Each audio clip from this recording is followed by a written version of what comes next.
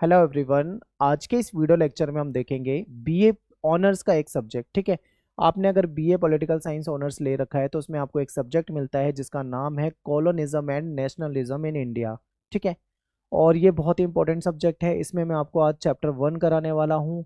Chapter 1 का title आप यहाँ पे देख सकते हैं, कितना बड़ा टाइटल है। यूनिट जो आपकी फर्स्ट है तो ये इसका नाम है। ये सारे टॉपिक मैं आपको इस वीडियो में कवर करा दूंगा। ठीक है, आपको बहुत ध्यान से देखना है। और हमारा टेलीग्राम ग्रुप अगर आपने ज्वाइन नहीं करा है तो आप इसको ज्वाइन कीजिए, एकलव्य स्नातक 1। यहाँ पे आपको नोट्स वगैरह अवेलेबल करा दिए जाएंगे। ठीक है, और मेरा नाम सत्येंद्र प्रताप है। आप मुझे इंस्टाग्राम पे एकलव्य स्टडी पॉइंट इस नाम से सर्च कर सकते हैं। अगर आपको कुछ डाउट हो, कुछ पूछना हो तो आप डायरेक्ट मुझको वहाँ पे मैसेज कर सकते हैं। मैं टाइम निकाल के आपको वहाँ पे रिप्लाई कर दूंगा। सब्जेक्ट को हिंदी में कहा जाता है भारत में उपनिवेशवाद और राष्ट्रवाद। ठीक है, आज मैं आपको यूनिट 1 कराने वाला हूँ। तो देखिए, डायरेक्ट मैं टॉपिक को स्टार्ट नहीं कर रहा हूँ, 2-3 मिनट आपके लूंगा। आप इसको समझ लीजिए ताकि आपको आगे का जो टॉपिक आप पढ़ोगे आपको अच्छे से समझ में आएगा। ठीक है, तो देखिए, आप सभी जानते हैं, आपने पढ़ा होगा छोटी क्लासों में कि पहले जो मानव था, आज से अगर हम लाखों साल पीछे चले जाते हैं तो मानव कुछ इस अवस्था में रहता था। ठीक है, आपने आदि मानव के बारे में पढ़ा था कि उस समय में मानव क्या करता था, जंगलों में रहा करता था, गुफाओं में रहा करता था। ठीक है, शिकार करके खा लिया करता था, कंदमूल खा लिया करता था, प्रकृति से, नेचर से बहुत ज़्यादा डरता था। उसको नॉलेज नहीं थी। ठीक है, नेचर के नियमों को वो जानता नहीं था। लेकिन फिर कुछ वर्षों के बाद, कई लाखों वर्षों के बाद वो धीरे धीरे डेवलप हुआ, इस कंडीशन में आ गया, फिर इस कंडीशन में आ गया, और आज हम देखें तो मानव इस कंडीशन में आ चुका है, यानी कि हमने बहुत ज़्यादा तरक्की कर लिया, डेवलपमेंट कर लिया। ठीक है, तो ये हमारी मानव सभ्यता के बारे में बताया मैंने आपको।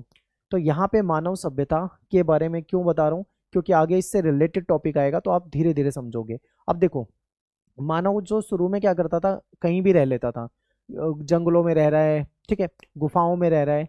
लेकिन एक समय जब वो थोड़ा समझदार हुआ, उसको थोड़ी नॉलेज हुई, ठीक है, प्रकृति के नियमों को वो समझने लगा, तब उसे पता लगा कि एक जगह पर अगर हम स्थायी रूप से रहेंगे तो हम कृषि भी कर सकते हैं। जब वो कृषि करना जान गया था, कृषि करेंगे तो उससे हमें अनाज मिलेगा, फिर हमें इधर से उधर भटकना नहीं पड़ेगा, और कहीं ना कहीं हम सुरक्षित भी रहेंगे। अगर हम सारे साथ में मिलकर रहेंगे तो मनुष्य साथ में रहने लगे, स्थायी रूप से रहने लगे, कृषि करने लगे। ठीक है, तो इनका जीवन पहले के मुकाबले अब बदल चुका था। तो धीरे धीरे जब लोग बसे, ठीक है, एक जगह पे जब लोग रहने लगे तो उनको कुछ समस्याएं भी आई होंगी। समस्या ये आई होंगी कि भाई लोग तो रहते हैं लेकिन कोई नियम नहीं है, कोई समाज तो है, समाज में लेकिन कोई ऊपर कोई राज्य नहीं है, कोई सरकार नहीं है, तो कोई भी कुछ भी कर रहा होगा। हो सकता है उसमें कोई अच्छे लोग भी हों, बुरे लोग भी हों। ठीक है, जो असामाजिक तत्व होंगे वो अच्छे लोगों को, ठीक है, परेशान करते होंगे। तो ऐसे में उनको सॉल्यूशन ये चाहिए था कि कोई एक ऐसी सत्ता हो, कोई एक ऐसी सरकार हो जो ऐसे लोगों को काबू में करे। ठीक है, तो इनको राज्य की आवश्यकता पड़ी होगी। राज्य के मतलब राज्य के रूप में आप यहाँ पे सत्ता को देख सकते हो। ठीक है, यानी इनको राज्य की आवश्यकता पड़ी होगी, सरकार की आवश्यकता पड़ी होगी। ठीक है, तो इन्होंने बोला होगा आपस में कि चलो हम किसी को राजा बना देते हैं। राजा की जिम्मेदारी होगी कि वो सबकी सुरक्षा करेगा, सबके लिए काम करेगा, बदले में हम उसको टैक्स दे देंगे। तो इस तरीके से लोगों ने राज्य बसाए। ठीक है, ये छोटे छोटे राज्य होते थे, फिर यही राज्य धीरे धीरे बड़े हुए और साम्राज्य बन गए।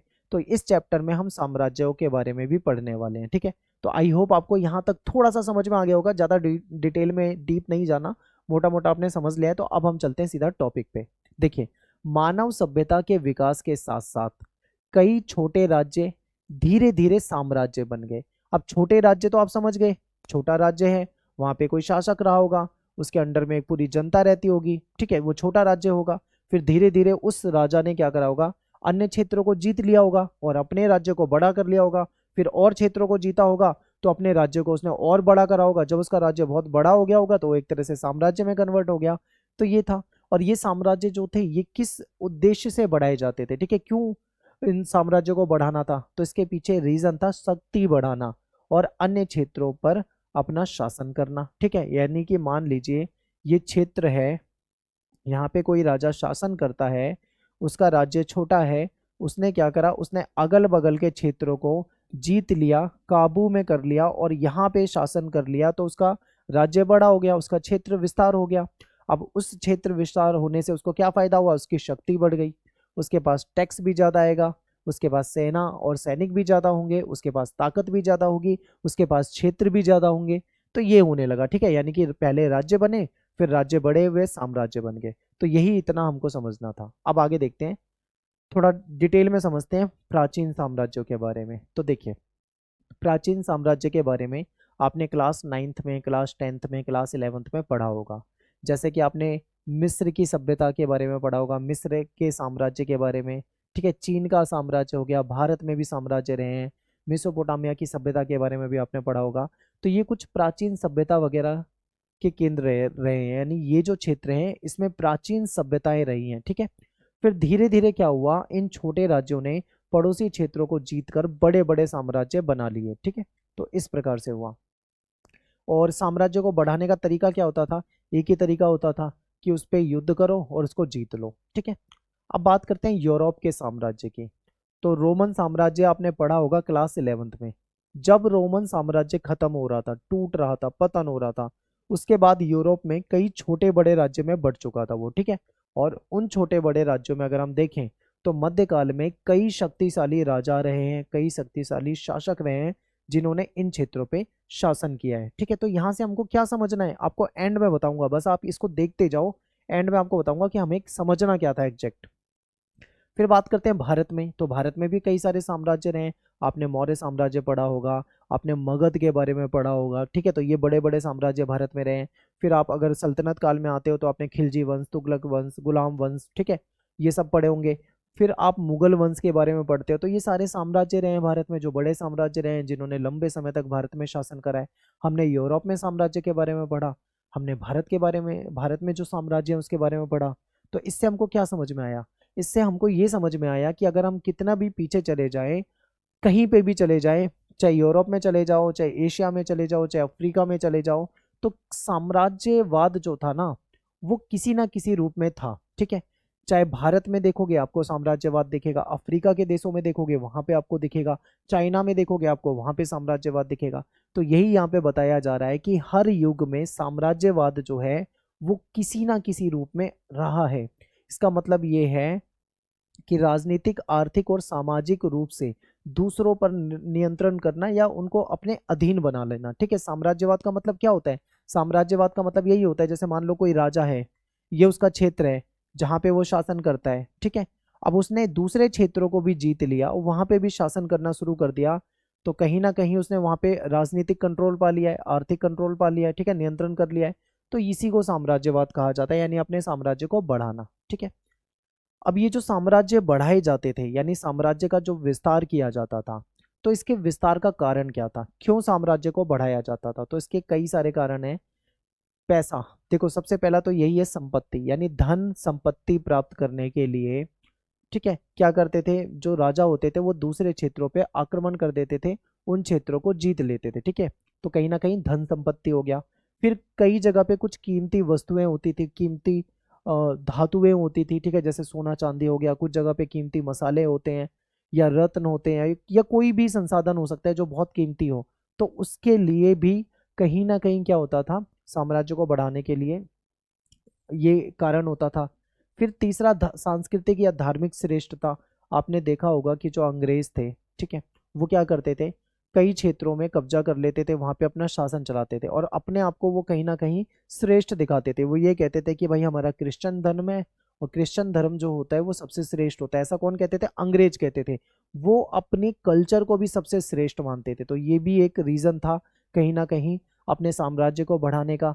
फिर नए रास्तों की खोज, ये भी एक कारण बन जाएगा, व्यापार मार्ग खोजना, नए क्षेत्रों को खोजना, ठीक है। अगले टॉपिक को देखते हैं, 1760 ईस्वी के बाद का नया स्वरूप, यानी 1760 के बाद हम देखें तो जो औपनिवेशीकरण है, साम्राज्यवाद है, अगर हम देखें तो कहीं ना कहीं उसका एक नया स्वरूप दिखता है। जैसे कि आप देखिए यूरोप में औपनिवेशिक विस्तार जो था, ठीक है, इसका एक नया दौर शुरू हुआ था 1760 के बाद।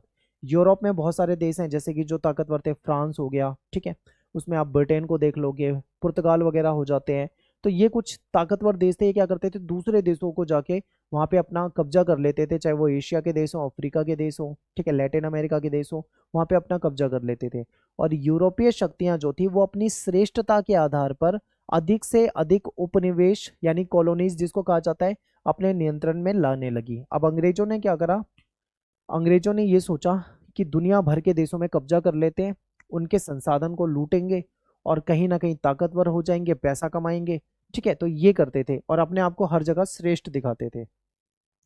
इस प्रकार साम्राज्यवाद जो है ना, वो केवल शासन का रूप नहीं है। आप साम्राज्यवाद को केवल ये मत सोचना कि केवल राजनीतिक शासन है। ठीक है, साम्राज्यवाद केवल शासन का रूप नहीं है, बल्कि इसमें शक्ति, धन, संस्कृति और धर्म के प्रसार का भी माध्यम था। उस समय क्या होता था, जो विदेशी देश यानी कि जैसे मान लो ब्रिटेन हो गया, ब्रिटेन ने भारत को अपना गुलाम बना लिया, तो इसका मतलब ये मत सोचना केवल राजनीतिक रूप से हमको प्रभावित कर रहा है। ठीक है, वो शक्ति के रूप में, चाहे वो धन के रूप में या कल्चर के रूप में या अपने धर्म के प्रसार के माध्यम से भी हमको कहीं ना कहीं क्या करता है, प्रभावित करता है।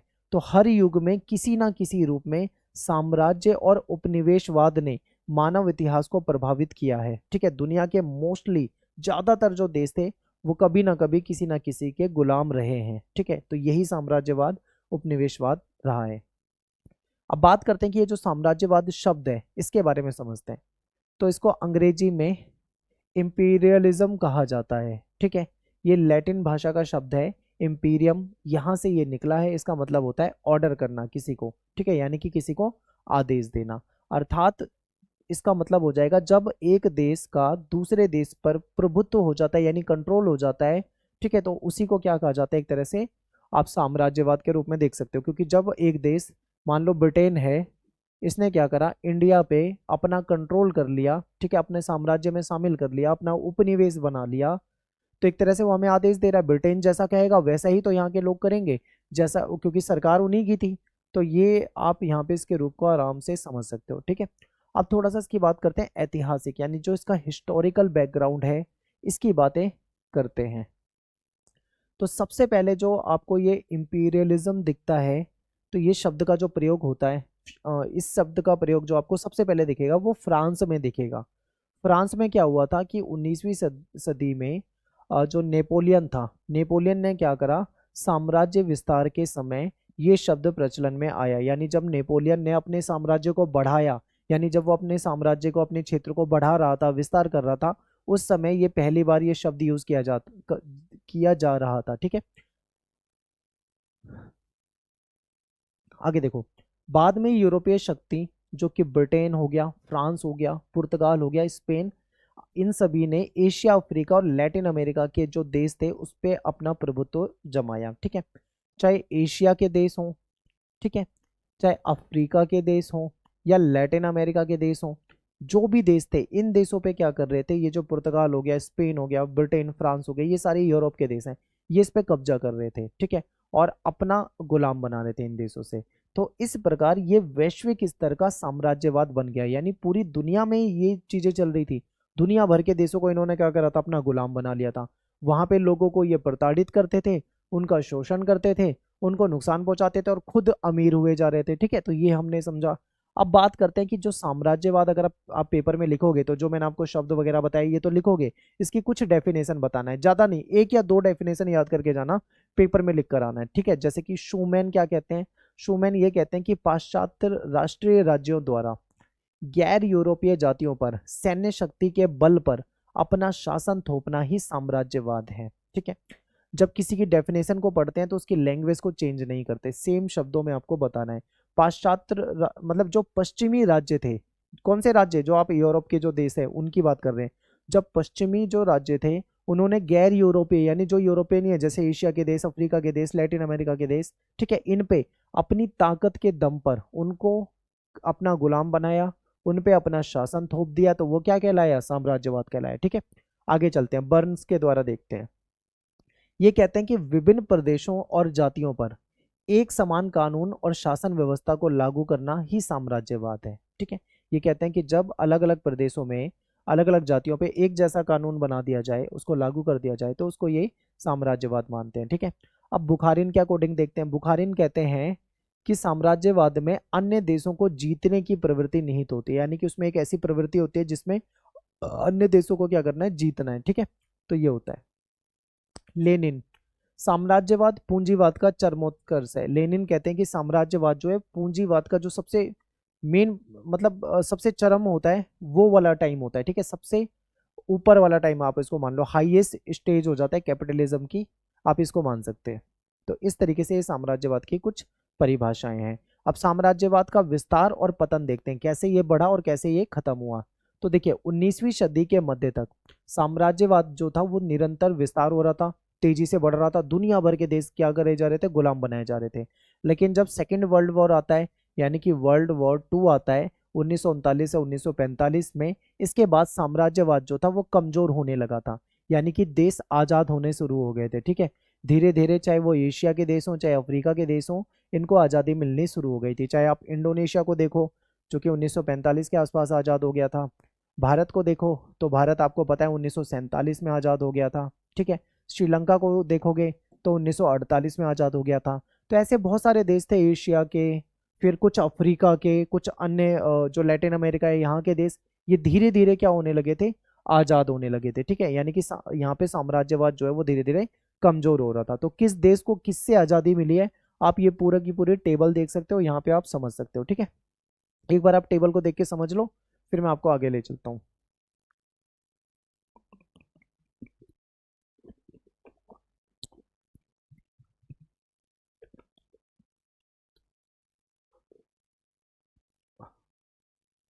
बस आपको टेबल को देखना है, आगे चलते हैं, साम्राज्यवाद के सिद्धांत को समझते हैं। तो साम्राज्यवाद जो है केवल राजनीतिक या सैन्य विस्तार नहीं होता है।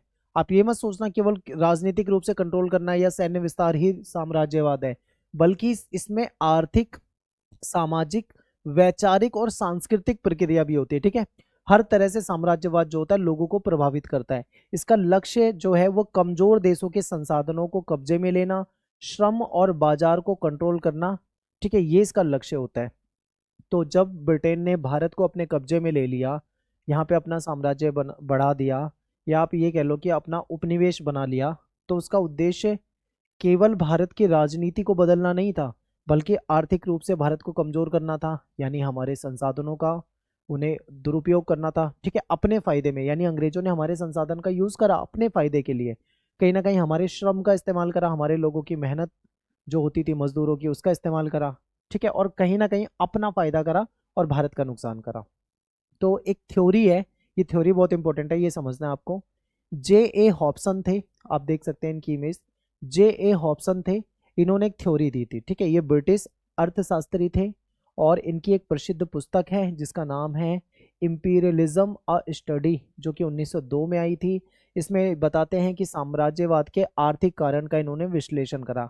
इन्होंने ये बताया कि साम्राज्यवाद जो है वो क्यों होता है, उसका आर्थिक कारण क्या है। ठीक है, तो बहुत ही सिंपल पॉइंट इन्होंने बताया, आप आराम से समझ सकते हो। तो देखिए, साम्राज्यवाद जो है इसको कहते हैं कि पूंजीवाद का परिणाम है, क्योंकि जो यूरोपियन कंट्री थे वो पूंजीवाद को मानते थे। ठीक है, और इसी का परिणाम इन्होंने बोला है साम्राज्यवाद है। ये कहते हैं कि साम्राज्यवाद की जड़ें जो है वो पूंजीवादी व्यवस्था में है। ये इन्होंने कहा कि पूंजीपति वर्ग जो है, यानी कि जो इंडस्ट्रियलिस्ट होते हैं, ठीक है, और कहीं ना कहीं जो पूंजीपति लोग होते हैं, ये क्या करते हैं, ये अपना ज़्यादा मुनाफा कमाने के लिए, यानी ज़्यादा से ज़्यादा मुनाफा प्राप्त करने के लिए, ठीक है, निवेश के लिए, यानी अपने पैसे को इन्वेस्ट करने के लिए हमेशा नए अवसर की तलाश में उपनिवेशों की ओर बढ़ते रहते हैं। यानी कि अब देखो, जिस देश में ये रहते हैं उस देश में उतना उत्पादन है, वहाँ पे उतनी मतलब लोगों की खरीदने की क्षमता, उतनी मतलब जितनी खरीदने की लोगों की क्षमता है उससे ज़्यादा उत्पादन हो जाता है। ठीक है, तो ऐसे में उनके पास समस्या आती है कि भाई वहाँ पे लोग नहीं खरीद पाएंगे उनकी चीज़ों को, बहुत सारा प्रोडक्शन है उनके पास, तो वो कहाँ जाएंगे, ऐसे देशों के पास जाएंगे जिनके पास मतलब वो चीज़ें कम हो। तो देखो ये क्या करते हैं, इसमें दो प्रकार की समस्या बताई है, अतिरिक्त उत्पादन और अल्प उपभोग। कहने का मतलब है कि इनके पास उत्पादन तो बहुत ज़्यादा है, बहुत ज़्यादा उत्पादन है, लेकिन उपभोग बहुत कम है, खरीदने वाले लोग कम है, क्योंकि इनके देशों की जनसंख्या बहुत कम होती है। ठीक है, तो समझिए, ये कहते हैं कि विकसित देशों में उद्योगपति जो है वो ज़्यादा मुनाफा कमाने के लिए बहुत अधिक वस्तुएं बनाते हैं, यानी कि बहुत सारी वस्तुएं बना लेते हैं, लेकिन वहाँ पे जो कस्टमर हैं उनकी क्रय शक्ति यानी परचेसिंग पावर जो है वो बहुत सीमित होती है। ठीक है, बहुत सीमित है। तो परिणाम ये होता है कि वस्तुएं बिक नहीं पाती हैं, उद्योगों में मंदी आ जाती है, जिस कारण ये लोग जो होते हैं वो परेशान होते हैं। आगे देखो इन्होंने क्या बताया है, दूसरा पॉइंट बताते हैं कि उपनिवेशों की खोज। अब सोचो कोई व्यक्ति है, पूंजीपति व्यक्ति है, उसके पास बहुत सारा उत्पादन कर लिया उसने, अब उसके पास सामान बहुत सारा है, उसको बेचेगा कहाँ पे? उसके जिस देश का वो है उस देश में तो लोग लेने वाले हैं नहीं उतना सामान। तो वो क्या करेगा? उपनिवेश की खोज करेगा, यानी ऐसे देश की खोज करेगा जहां पे उसका सामान बिक जाए। तो इस स्थिति से बचने के लिए जो पूंजीपति वर्ग होता है वो नए बाजार और सस्ते कच्चे माल के स्रोत की खोज करेगा, जहां से कच्चा माल सस्ता मिल जाए और बाजार भी उसको मिल जाए ताकि बेच सके। इसलिए वो अविकसित देश, ठीक है, भारत जैसे देशों पे या श्रीलंका जैसे देश जो थे ऐसे देशों को ढूंढता है, उस पर कब्जा करता है और उपनिवेशों में पूंजी निवेश करता है, सैन्य हस्तक्षेप करता है और राजनीतिक कंट्रोल जो है वहां पे बढ़ाता है। तो यही यहाँ पे होता था, ठीक है, भारत में भी यही हुआ था कि इन्होंने भारत को देखा, भारत में इन्होंने पूंजी निवेश करी, यानी व्यापार करने के बहाने आई थी ईस्ट इंडिया कंपनी, ठीक है, अपना इन्वेस्टमेंट करा और धीरे धीरे हमारे जो सरकार थी उस पर अपना कब्जा कर लिया, ठीक है, और पूरा राजनीतिक कंट्रोल ले लिया और कहीं ना कहीं सैन्य हस्तक्षेप करा। जो भी पॉइंट है ये सारे यहाँ पे हुए। फिर साम्राज्यवादी इंजन के नियंत्रक, यानी कौन इसको कंट्रोल करता है साम्राज्यवाद को?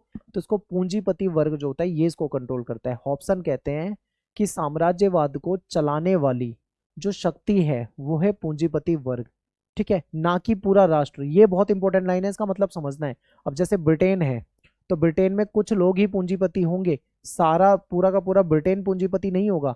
तो कहते हैं कि ये जो व्यवस्था चला रहा है ना ये केवल पूंजीपति वर्ग चलाता है, पूरा देश नहीं चलाता है, ठीक है। ये वर्ग अपने निजी फायदे के लिए यानी खुद के पर्सनल फायदे के लिए पूरे देश को युद्धों और संघर्षों में झोंक देता है। बिल्कुल सही पॉइंट है, ठीक है। आगे देखते हैं। अब समाधान क्या हो सकता है? हालांकि इसने समाधान नहीं बताया ऑप्शन ने, लेकिन फिर समाधान हो क्या सकता है? तो यदि श्रमिकों को यानी मजदूरों को सही मजदूरी दी जाए, ठीक है, तो वो अधिक उपभोग करने के लिए यानी ज्यादा से ज्यादा प्रोडक्शन करने के लिए तैयार रहेंगे। इससे देश के भीतर ही बाजार भी बढ़ेगा और विदेशी उपनिवेशों की आवश्यकता नहीं पड़ेगी, ऐसा हो सकता है। लेकिन हॉब्सन ने ये नहीं बताया कि इस परिवर्तन को लाने वाली शक्ति कौन सी होगी और कैसी इसकी रणनीति होगी, तो ये नहीं बताया है। कहने का मतलब है हॉब्सन ने प्रॉब्लम तो बता दी कि पूंजीपति वर्ग जो है वो कैसे समस्याओं में रहता है और दूसरों को समस्याओं में डालता है, ठीक है, ये तो बताया, लेकिन ये नहीं बताया कि कैसे इसका सॉल्यूशन किया जा सकता है प्रॉब्लम का। तो हॉब्सन का जो सिद्धांत है उसकी कुछ लिमिटेशन है। लिमिटेशन क्या है? सीमाएं क्या है, कमियां क्या है? तो उन्होंने साम्राज्यवाद की आर्थिक जड़ों को समझाया कि ऐसे ऐसे होता है, लेकिन उसका राजनीतिक समाधान तो बताया ही नहीं। कि प्रॉब्लम तो बता दी ऐसे ऐसे प्रॉब्लम है, पर उसका सॉल्यूशन भी तो बताओ। फिर दूसरा क्या है, उन्होंने ये स्पष्ट नहीं किया कि कौन वर्ग इस व्यवस्था को बदलेगा, यानी कौन सा वर्ग इस व्यवस्था को बदलेगा, ये तो इन्होंने बताया ही नहीं, ठीक है। फिर मार्क्सवादी जो विचारक हैं उन्होंने बाद में हॉब्सन के सिद्धांत को आगे बढ़ाया और ये कहा कि साम्राज्यवाद को पूंजीवाद की अंतिम अवस्था बता दिया, यानी साम्राज्यवाद जो है वो पूंजीवाद की ही लास्ट स्टेज होती है, ठीक है। पूंजीवाद में अंत में यही होता है कि किसी देश को अपने कब्जे में ले लो और उसके संसाधनों का इस्तेमाल करो, ठीक है। तो ये था। तो हॉब्सन का सिद्धांत पेपर में आ सकता है, ठीक है, सिंपल था, ज्यादा मुश्किल नहीं है। अब बात करते हैं कॉलोनिज्म यानी कि उपनिवेशवाद। उपनिवेशवाद क्या होता है? बिल्कुल सिंपल, यानी उपनिवेशवाद आप बताओगे जिसके अंतर्गत एक ताकतवर देश, ठीक है, कोई भी ताकतवर देश किसी कमजोर देश पर उसके क्षेत्र पर राजनीतिक रूप से आर्थिक या सामाजिक या सांस्कृतिक प्रभुत्व स्थापित कर लेता है, तो वो उसका उपनिवेश बन जाता है। एग्जाम्पल मैं आपको देता हूँ, आप अच्छे से समझोगे, ब्रिटेन और भारत का, ठीक है। भारत जो है हमारा देश है, हमारे देश को अपने कब्जे में ले लिया था किसने? ब्रिटेन ने, ठीक है, अंग्रेजों ने। अंग्रेजों ने क्या करा? अंग्रेजों का जो देश था ब्रिटेन वो ताकतवर था, भारत जो था वो कमजोर देश था। यहाँ पे आपने इतना समझा। फिर इसने क्या करा? हमको कब्जे में ले लिया, यानी हमारी राजनीतिक आर्थिक सामाजिक सांस्कृतिक प्रभुत्व हमारे यहाँ पे स्थापित कर लिया। इसका उद्देश्य क्या था? इसका उद्देश्य केवल भूमि पे कंट्रोल करना नहीं था, बल्कि व्यापार भी हो, पूंजी निवेश भी हो, कच्चा माल भी प्राप्त करें, सस्ता श्रम भी मिल जाए और धार्मिक और सांस्कृतिक प्रभुत्व भी कायम कर ले, यानी हर तरीके से किसी देश को कमजोर करना ही इसका उद्देश्य होता है, ठीक है। उसके संसाधन लूट लो, उसके यहाँ पे जो लोग हैं उनसे मजदूरी करवाओ, उनको पैसा भी कम दो, ठीक है, उनका सारा कच्चा माल जो है वो कच्चा माल प्राप्त कर लो और प्रोडक्ट बना के उन्हीं को बेचो, ठीक है। और धार्मिक रूप से भी उनको कमजोर करो, यानी उनकी जो कल्चर होगा, उनका जो धर्म होगा उसको कमजोर करो, उनको कन्वर्ट कराओ। तो ये सारी चीजें यहाँ पे होती है।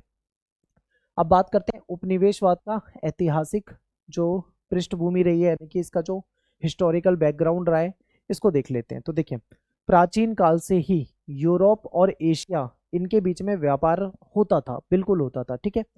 लेकिन 12वीं-13वीं शताब्दी तक यूरोपीय समाज में विलासिता की वस्तुएं यानी जो लग्जरी गुड्स होते हैं, लग्जरी आइटम होती है, ठीक है, जो महंगी चीजें मिलती हैं, तो जैसे कि भारत के मसाले जो थे, भारत में जो रत्न हो गया, सूती कपड़े हो गए, चीन से रेशमी कपड़े हो गए, चाय हो गई, ठीक है, फारस की खाड़ी से मोती, ईरान और दमिश्क से धातु, तो ये वस्तुएं जो थी ये आयात की जाने लगी, यानी कि यूरोप में ये सारी चीजें बाहर से आयात की जाने लगी, ठीक है।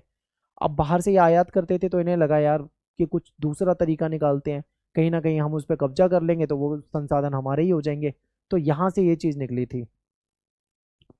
फिर बदले में यूरोप क्या करता था, एशिया को स्वर्ण मुद्राएं देता था, गोल्ड आ जाता था, ऊनी वस्त्र मिल जाता था, पीतल का सामान भेज दिया करते थे, तो ये चीजें हमें मिल जाती थी।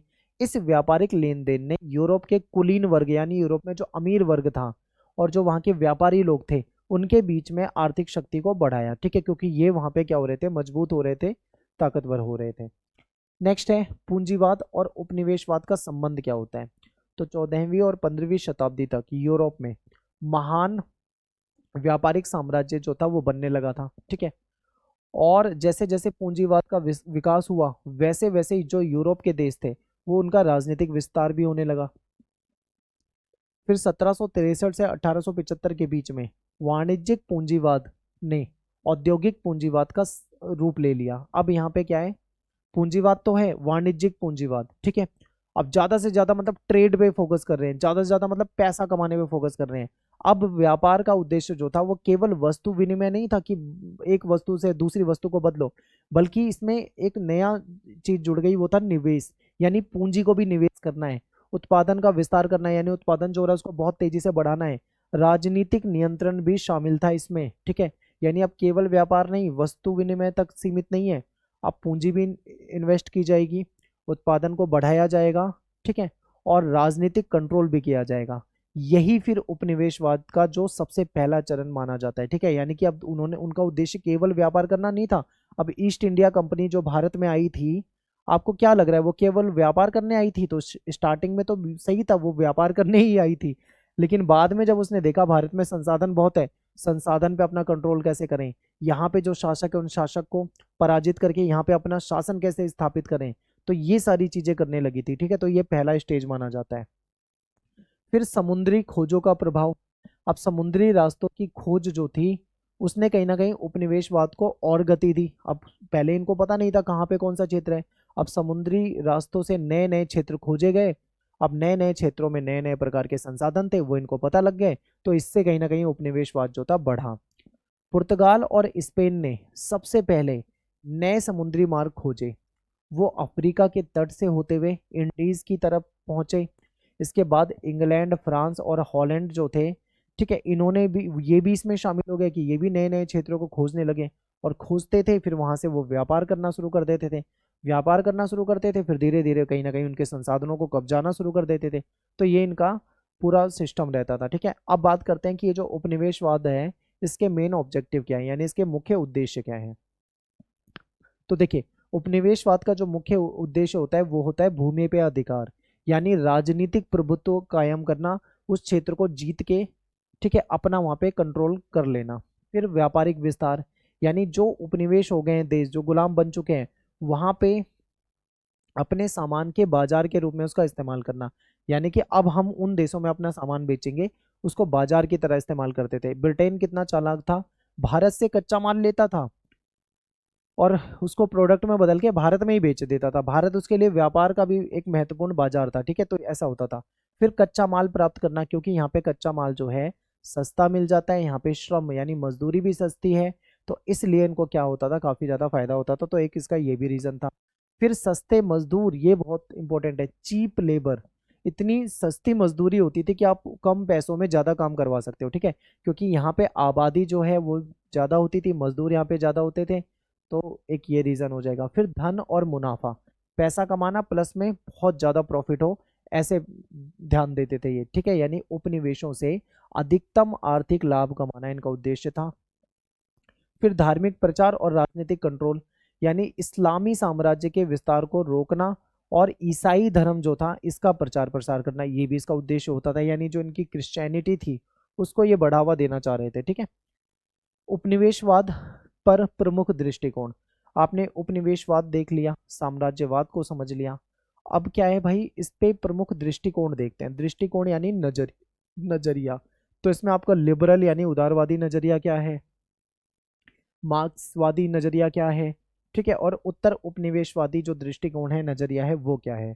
तो अब ये उदारवादी क्या होता है, मार्क्सवादी क्या होता है, ठीक है, इसको समझ लो। तो देखिए ये एक विचारधारा होती है। जैसे मान लो ये लोग हैं, इन लोगों का समूह जो होता है वो किसी एक विचारधारा को मानता है। उस विचारधारा को कहा गया है उदारवादी, जो लिबरल होते हैं, जिनकी सोच थोड़ी लिबरल होती है, ठीक है। यूरोप वगैरह के लोग जो थे वो इस सोच के थे। एक दूसरी सोच के व्यक्ति होते हैं जो मार्क्सवादी कहलाते हैं, ये इनकी अलग विचारधारा है। फिर ऐसे ही उत्तर उपनिवेशवादी एक तीसरी सोच है। तो ये क्या है, एक नजरिया है। अब हम समझेंगे उदारवादी कौन होते हैं, मार्क्सवादी कौन होते हैं, तो आपको अच्छे से समझ में आएगा, ठीक है। सबसे पहले बात करते हैं लिबरल, यानी जो उदारवादी होते हैं, इनके दृष्टिकोण को देखते हैं। तो उदारवादी विचारक जो हैं वो क्या कहते हैं, समझिए, बहुत ध्यान से समझना है। उदारवादी विचारक कहते हैं कि उपनिवेशवाद को सभ्यता और आधुनिकता फैलाने का साधन मानते हैं। यानी ये जो है, ये कहीं ना कहीं कह रहे हैं कि जो उपनिवेशवाद है, ठीक है, ये अच्छा है, इसको बेहतर, यानी जब कोई देश किसी दूसरे देश को गुलाम बना ले रहा है तो उसको ये अच्छा बता रहे हैं। लिबरल कह रहे हैं कि ये उस देश में, उन देश को, लोगों को कहीं ना कहीं सभ्यता सिखाएगा, वहां पे आधुनिकता फैलाने का काम करेगा, ठीक है। जैसे अंग्रेज भारत में आए तो वो हमें, जो इंडियंस थे, उनको अच्छा नहीं मानते थे, उनको बहुत गालियां देते थे, नीच नज़रों से देखते थे, ठीक है। तो वो ये कहते हैं कि हमने तुम्हें कल्चर सिखाया, हमने तुम्हें सिखाया, हमने अंग्रेजी यहाँ पे लेकर आए, हम नई विचारधारा लेके आए, मॉडर्न जो आधुनिकता है ये हम लेकर आए, हमने इंडियन को सिखाया, ऐसा अंग्रेज समझते हैं। तो वही चीज़ यहाँ पे बताई जा रही है। आगे देखते हैं। इनके अनुसार यूरोप ने उपनिवेशों में शिक्षा, यानी यूरोप के देशों ने जो जो देश गुलाम कराए थे वहां पे एजुकेशन दी, वहां पे टेक्नोलॉजी दी, तकनीक दी, वहां पे प्रशासनिक व्यवस्था बनाई, और वहां पे कानून की व्यवस्था बनाई, ठीक है, ये बताइए। फिर आलोचक कहते हैं कि ये विचार उपनिवेशवाद की शोषणकारी प्रवृत्ति को छिपाने का तरीका था, ठीक है। आलोचक क्या कहते हैं कि ये जो विचार है ये उपनिवेशवाद की शोषणकारी प्रवृत्ति को छिपाने का तरीका है। यानी बिल्कुल सही कह रहे हैं कि उपनिवेशवाद ये जो दिखा रहे हैं हम, इन्होंने शिक्षा दी, तकनीक दी, तो ये दिया होगा, ये भी नहीं कह रहे कि नहीं दिया होगा, लेकिन कहीं ना कहीं उन्होंने शोषण भी तो करा, उनके संसाधनों को लूटा, उनकी सभ्यता का को नुकसान पहुंचाया, उनके कल्चर को नुकसान पहुंचाया, वो नहीं बताते हैं, ठीक है। तो ये बिल्कुल सही पॉइंट है, तो ये आपको देखना है, ये उदारवादी दृष्टिकोण है। अब मार्क्सवादी देखते हैं, वो मार्क्सवादी अलग तरीके से सोचते हैं। मार्क्सवादी कहते हैं कि उपनिवेशवाद जो है ना, ये पूंजीवाद, ठीक है, पूंजीवादी जो शोषण है इसका परिणाम है, यानी जो पूंजीवादी व्यवस्था है इसकी वजह से ये उपनिवेशवाद होता है। ये भी इसको सही नहीं मानते, ठीक है। इसका उद्देश्य क्या बताते हैं कि नए बाजारों की खोज के कारण ये हुआ, कच्चे माल और सस्ते श्रम का शोषण के लिए ये हुआ, और ज्यादा मुनाफा कमाने का जो लालच होता है, इसलिए ये सब हुआ है, ठीक है। तो लेनिन ने कहा है कि साम्राज्यवाद जो है वो पूंजीवाद की अंतिम अवस्था है, जो हम पहले ही पढ़ चुके हैं। फिर तीसरा है उत्तर उपनिवेशीवाद दृष्टिकोण। ये नजरिया कहता है कि स्वतंत्रता प्राप्ति के बाद विकसित हुआ है, यानी जब कोई देश, ठीक है, आजाद हो जाता है तो वो पुरानी जो व्यवस्था थी उसको छोड़ देता है, ठीक है। तो इनके अनुसार ये कहते हैं कि उपनिवेशवाद सिर्फ आर्थिक या राजनीतिक नियंत्रण नहीं था, बल्कि ये सांस्कृतिक प्रभुत्व भी था, ठीक है। यानी कि अब एग्जाम्पल से समझिए, अब भारत जो था, भारत गुलाम रहा है, तो भारत पे आप क्या सोचते हो, केवल आर्थिक कंट्रोल था अंग्रेजों का, ठीक है, या आपको क्या लगता है कि केवल राजनीतिक कंट्रोल था? नहीं, सांस्कृतिक कंट्रोल भी था।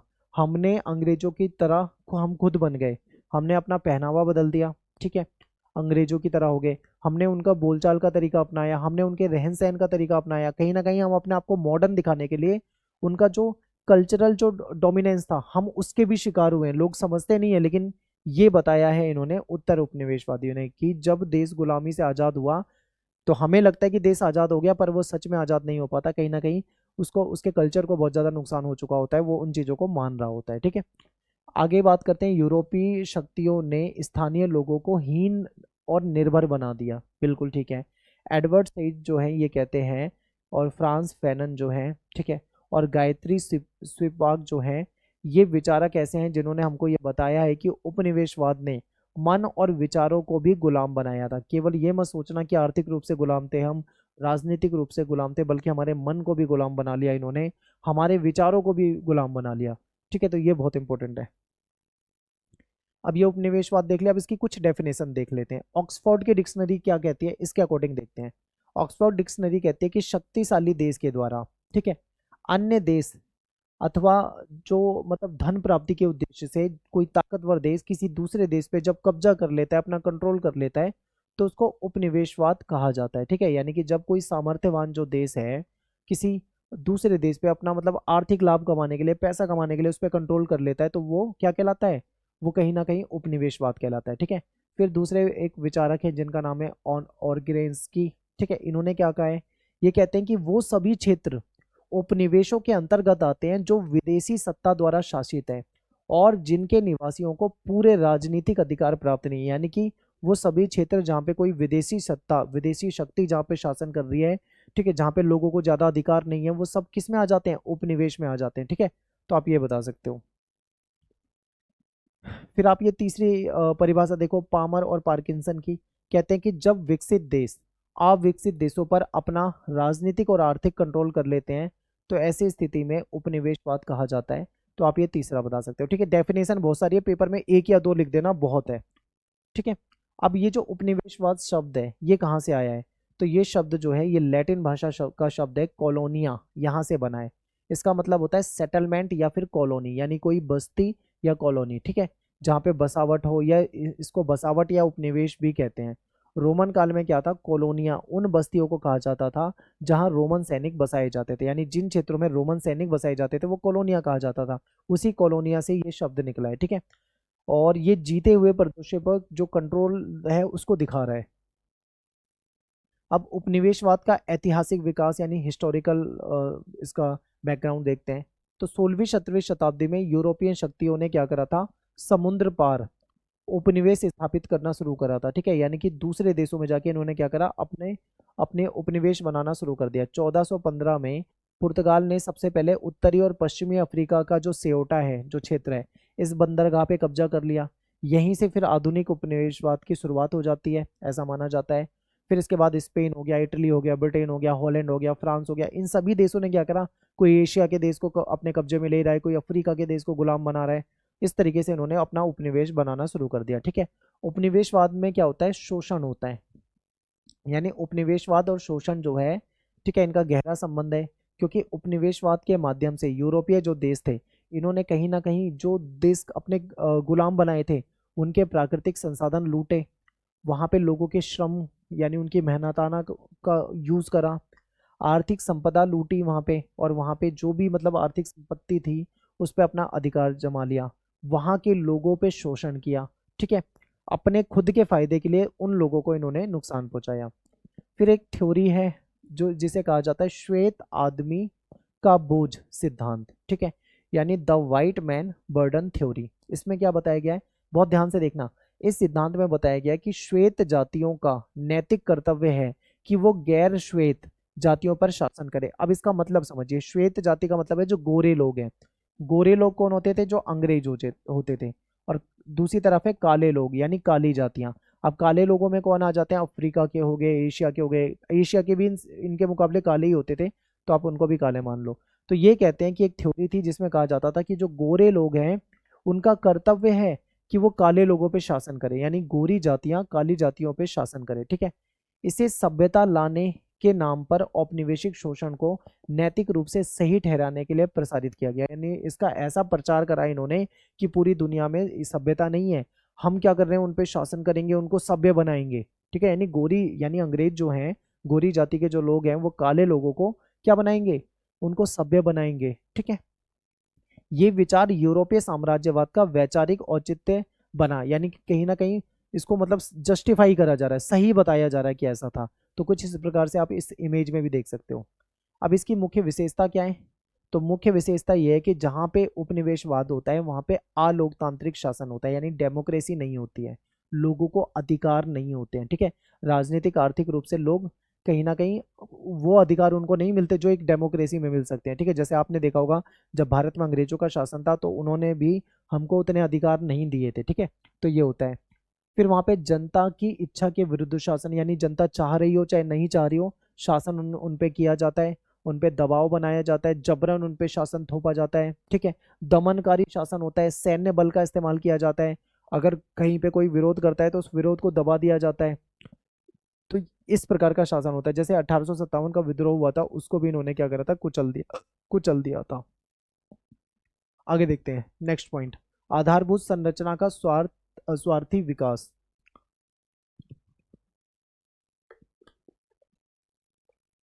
इसमें क्या होता है, औपनिवेशिक शक्तियां जो हैं केवल उन चीजों का विकास करती हैं जिससे उनको लाभ हो। यानी विकास तो होता है पर स्वार्थ होता है उसके पीछे छुपा हुआ। अब जैसे हमारे यहाँ पे अंग्रेज आए, अंग्रेजों ने कुछ सड़कें बनाई, रेलवे लेकर आए, कुछ टेक्नोलॉजी लेकर आए, तो हम ये कहें कि भाई अंग्रेजों ने हमारे लिए ये करा, तो इसका मतलब ये मत सोचना उन्होंने हमारे लिए किया, बल्कि उन्होंने खुद के लिए किया है। ठीक है, जैसे मान लो वो सड़कें बना रहे हैं, रेल ला रहे हैं, बंदरगाह बना रहे हैं, टेलीग्राफ लाइनों का निर्माण शुरू कर रहे हैं, तो इसलिए कर रहे हैं ताकि कच्चा माल निकालने में फायदा हो, सैनिकों की आवाजाही में फायदा हो, व्यापार वगैरह के निर्यात को बढ़ाने में फायदा हो। ठीक है, वो अपने फायदे के लिए कर रहे हैं, हमारे फायदे की उनको कोई मतलब चिंता नहीं है, आप ये मत समझना। ठीक है, अगला पॉइंट, बांटो और राज करो की नीति। आपको पता है डिवाइड एंड रूल, अंग्रेज जो थे वो लड़वा देते थे लोगों को आपस में। ठीक है, भाषा के आधार पे, धर्म के आधार पे, जाति समुदाय के आधार पे, और शासन करते थे ताकि लोग आपस में लड़ते रहे, कमजोर बने रहे और अंग्रेज उन पे शासन करते रहे। फिर आर्थिक नीतियों में पूंजीपतियों का वर्चस्व, जो जो भी मतलब इकोनॉमिक पॉलिसी बनाई जाती थी, कुछ भी हो, उसमें पूंजीपति जो होते थे उनका ही वर्चस्व रहता था। ठीक है, और पॉलिसी ऐसे बनाई जाती थी कि पूंजीपति वर्ग जो है उसको फायदा पहुंचे। तो उपनिवेशों को कच्चा माल आपूर्ति करने का क्षेत्र बनाना, ठीक है, उन्हें विदेशी वस्तुओं के बाजार के रूप में बदलना, यानी अपने फायदे के हिसाब से, पूंजीपतियों के फायदे के हिसाब से यूज किया जाता था। ठीक है, अगला टॉपिक है हमारा उपनिवेशवाद जो होता है उसकी उदारवादी और मार्क्सवादी जो दृष्टिकोण है। ठीक है, इसको हम यहाँ पे समझेंगे। तो उपनिवेशवाद का सबसे पहले हम देख लेते हैं उदारवादी दृष्टिकोण। तो उदारवादी दृष्टिकोण जो है ये अंग्रेजों का दृष्टिकोण है। ठीक है, लिबरल होते हैं ये उपनिवेशवाद को हमेशा सही ठहराते हैं, ये गलत नहीं मानते। देखो क्या कहते हैं, समझिए। ये कहते हैं कि जो उदारवादी विचारक हैं इन्होंने उपनिवेशवाद को न केवल राजनीतिक विस्तार के रूप में देखा है बल्कि सभ्यता के प्रसार और वैश्विक एकीकरण के साधन के रूप में देखा है। ये कहते हैं कि जो उपनिवेशवाद है इसके कारण राजनीतिक विस्तार हो पाया, पहला पॉइंट इन्होंने ये बताया। फिर कहते हैं कि इससे सभ्यताओं का प्रसार हुआ, यानी पॉजिटिव दिखा रहे हैं इसको। ठीक है, और वैश्विक एकीकरण के साधन, यानी पूरी दुनिया में जो एकता स्थापित हो रही है उसके साधन के रूप में इसको दिखा रहे हैं। और इनका मानना था कि उपनिवेशवाद ने पश्चिमी मूल्यों, आधुनिक शिक्षा और विज्ञान और कानून की व्यवस्था का प्रसार किया। यानी कि अगर मान लो इनके अकॉर्डिंग अगर उपनिवेशवाद होता नहीं तो ना तो कोई पश्चिमी मूल्य दुनिया में फैलते, ना लोग एजुकेट हो पाते, ना लोगों को साइंस के बारे में जानकारी मिल पाती, ना पूरी दुनिया में कानून व्यवस्था बन पाती। ऐसा इनका मानना है। जो भी ये सब कुछ हुआ है तो केवल और केवल उपनिवेशवाद की वजह से हुआ है, ऐसा ये मानते हैं। ठीक है, जो कि एक गलत विचारधारा है, ऐसा नहीं था। उपनिवेशवाद ने कुछ दिया भी होगा लेकिन ज्यादातर उन्होंने क्या करा था, जिन देशों को गुलाम बनाया था उनको नुकसान ही पहुंचाया है। ठीक है, अपना तो फायदा करा है लेकिन इन देशों को नुकसान पहुंचाया है। अब यहाँ पे समझते हैं पहला पॉइंट, सभ्यता के मिशन के रूप में उपनिवेशवाद। तो इसको समझते हैं। देखिए, जो रडियार्ड किपलिंग है, इन्होंने व्हाइट मैन बर्डन में ये विचार प्रस्तुत किया था, ऐसा कहा था कि जो श्वेत जातियां हैं उनका नैतिक कर्तव्य है कि वो एशियाई और अफ्रीकी देशों को सभ्य बनाएं। अब यहाँ पे समझिए बहुत गहरा अर्थ है इसका। क्या कहना चाह रहे हैं, ये कहना चाह रहे हैं कि जो श्वेत जातियां यानी जो गोरे लोग हैं, गोरे लोग कौन, अंग्रेज लोग। ठीक है, जिसमें आपके यूरोप के आ जाते हैं। ये जो अंग्रेज लोग हैं, जो यूरोप के लोग हैं, जो गोरे हैं, इनका नैतिक कर्तव्य है कि वो जो काले लोग हैं यानी जो काली जाति हैं, जैसे एशिया के लोग हो गए, अफ्रीका के लोग हो गए, इनको सभ्य बनाए। यानी इनको जिम्मेदारी मिल गई है, ठेकेदारी मिल गई है कि जो एशिया और अफ्रीका के देश हैं वहां के लोगों को तुमको सभ्य बनाना है। तुम सभ्य नहीं बनाओगे तो वो सभ्य कैसे बनेंगे, समझ रहे हो। इस तरीके की इन्होंने ये थ्योरी प्रस्तुत कर रखी है। तो ये यहाँ पे कहा जाता है। अब आपके नजरिए में क्या ये सही है, क्या ये गलत है, आप मुझे कमेंट में अपने विचार बता सकते हो, लेकिन ये ऐसा कहते हैं। आगे देखो, ब्रिटिश शासन ने भारत में अपने संस्कृति, कानून और प्रशासनिक प्रणाली को सभ्यता का प्रसार कह के सही बता दिया। यानी जो अंग्रेज भारत में जब आए, जब अपने कल्चर को बढ़ाने लगे, कानून व्यवस्था लागू करने लगे, प्रशासनिक पूरा मतलब कंट्रोल पा लिया, तो उसको वो सभ्यता का प्रसार बता रहे हैं और उसको सही कह रहे हैं कि बहुत बढ़िया हो रहा है। ठीक है, एडम स्मिथ और अन्य जो लिबरल थे, इन्होंने ये माना है कि उपनिवेशवाद ने वाणिज्य और व्यापार के माध्यम से प्रगति को बढ़ाया है। अगर मान लो उपनिवेशवाद नहीं होता तो इतना व्यापार नहीं बढ़ पाता, व्यापार नहीं बढ़ पाता तो प्रगति नहीं हो पाती। इस तरीके से जस्टिफाई कर रहे हैं, ये कहने का मतलब है जस्टिफाई कर रहे हैं कि ऐसा ऐसा करा है, ठीक है, उपनिवेशवाद ने। अगर उपनिवेशवाद नहीं होता तो कहाँ से ये सारी चीजें हो पाती। आगे देखो क्या कहना है। यूरोप ने एशिया और अफ्रीका में शिक्षा, कानून और तकनीक और आधुनिकता फैलाकर मानवता की सेवा की है। ठीक है, कुछ जगह पे आपको हंसी आ जाएगी कि कितने अच्छे से जस्टिफाई करते हैं ये लिबरल जो होते हैं। आगे चलते हैं। आर्थिक विकास और आधारभूत संरचना, इसको समझते हैं। उदारवादी विचारकों का मानना है कि उपनिवेशवाद ने भारत में आधुनिक आर्थिक ढांचा दिया। ठीक है, जो आज के समय में जो आधुनिक आर्थिक ढांचा है भारत में, वो उपनिवेशवाद की देन है, ऐसा ये कहते हैं। जैसे आप देखोगे हमारे यहाँ पे जो रेलवे है, टेलीग्राफ है, डाक व्यवस्था है, सड़कें हैं, ये सब उनकी देन है। ठीक है, आधुनिक शिक्षा प्रणाली जो हमारे यहाँ पे है, कानूनी ढांचा जो है, प्रशासनिक सुरक्षा जो है, वो सब इनका है। और इनके माध्यम से ही भारत की अर्थव्यवस्था को आधुनिक और व्यवस्थित बनाया गया है। ठीक है, इस प्रकार से बताया जाता है। देखिए उस इन सब चीजों में कुछ जगह पे तो बिल्कुल सच्चाई है, कोई दो राय नहीं है कि ट्रेन जो है, रेलवे जो सिस्टम है, ये अंग्रेज लेकर आए, डाक व्यवस्था लेकर आए, ठीक है, आधुनिक शिक्षा प्रणाली लेकर आए, लेकिन कुछ जगह पर इन्होंने भारत को नुकसान भी पहुंचाया है। ठीक है, ये जो रेलवे वगैरह लेके आए थे, ये हमारे लिए लेके नहीं आए थे, ये अपने लाभ के लिए लेकर आए थे, ताकि इनको इससे क्या मिले, बेनिफिट मिले व्यापार में। ठीक है, फायदा हो सके। नेक्स्ट है वैश्विक एकीकरण। उदारवादी कहते हैं कि उपनिवेशवाद ने वैश्विक व्यापार और संपर्क के नए द्वार खोले हैं। ठीक है, ब्रिटिश साम्राज्य के माध्यम से भारत जैसे देश जो है वो वैश्विक बाजार से जुड़ पाया। ठीक है, उपनिवेशवाद नहीं होता तो भारत कैसे वैश्विक बाजार से जुड़ पाता, ऐसा लिबरल कह रहे हैं। भारत से कच्चे माल का निर्यात हुआ और इंग्लैंड से तैयार माल बनकर भारत में आया। ठीक है, यहाँ से कच्चा माल गया, फिर वहां पे इंग्लैंड में मैन्युफैक्चरिंग हुई, वहां से प्रोडक्ट बना और वापिस से भारत में आया। यानी कि भारत जो है एक तरह से देखा जाए तो ट्रेड में अगर हम देखें तो वैश्विक बाजार के रूप में देखा जाने लगा। तो ये भी कुछ हद तक काफी ठीक है। आगे चलते हैं। नौवहन और समुद्री मार्गों ने ब्रिटिश साम्राज्य को एक वैश्विक नेटवर्क में बांधा। ठीक है, एक पूरा ग्लोबल नेटवर्क बन चुका था जहां पे समुद्री मार्ग से सभी देश जुड़ चुके थे। तो भारत वैश्विक व्यापार का महत्वपूर्ण केंद्र बना। ये किसकी वजह से बना, उपनिवेशवाद की वजह से बना। ऐसा जो लिबरल है, जो उदारवादी हैं, वो ऐसा मानते हैं। ठीक है, आगे चलते हैं। संस्कृति और विचारों का आदान प्रदान। उपनिवेशवाद के माध्यम से ही जो भारतीय समाज था वो पश्चिमी शिक्षा को ग्रहण कर पाया। ठीक है, विज्ञान और आधुनिक विचारों को से परिचित हो पाया। परिणाम स्वरूप सामाजिक भारत में सामाजिक सुधार हुए। ठीक है, उसको लेकर आंदोलन हुए, आधुनिक राजनीतिक चेतना आई और वैज्ञानिक दृष्टिकोण का विकास हुआ। देखिए ये जो लिबरल जो कह रहे हैं ना, इसमें सच्चाई भी है। ठीक है, लेकिन 100% सच्चाई नहीं है। कुछ हद तक इनकी बातें सही भी है और कई जगह पे इनकी बातें गलत भी होती है। ठीक है, तो दोनों तरीके की बातें हैं यहाँ पे। नेक्स्ट है प्रवासन और जनसंख्या गतिशीलता। तो ब्रिटिश साम्राज्य ने भारत के लोगों को दूसरे उपनिवेशों जैसे कि मान लो फिजी हो गया, मॉरिशस हो गया, अफ्रीका हो गया, इसमें काम करने के लिए भेजा। ये होता था उस समय में, क्या होता था कि जो अंग्रेज होते थे उन्होंने केवल भारत को थोड़ी गुलाम बना रखा था, अफ्रीका के भी कई देश थे गुलाम थे, अन्य जो मतलब महाद्वीपों में जो देश आते हैं वो भी गुलाम थे।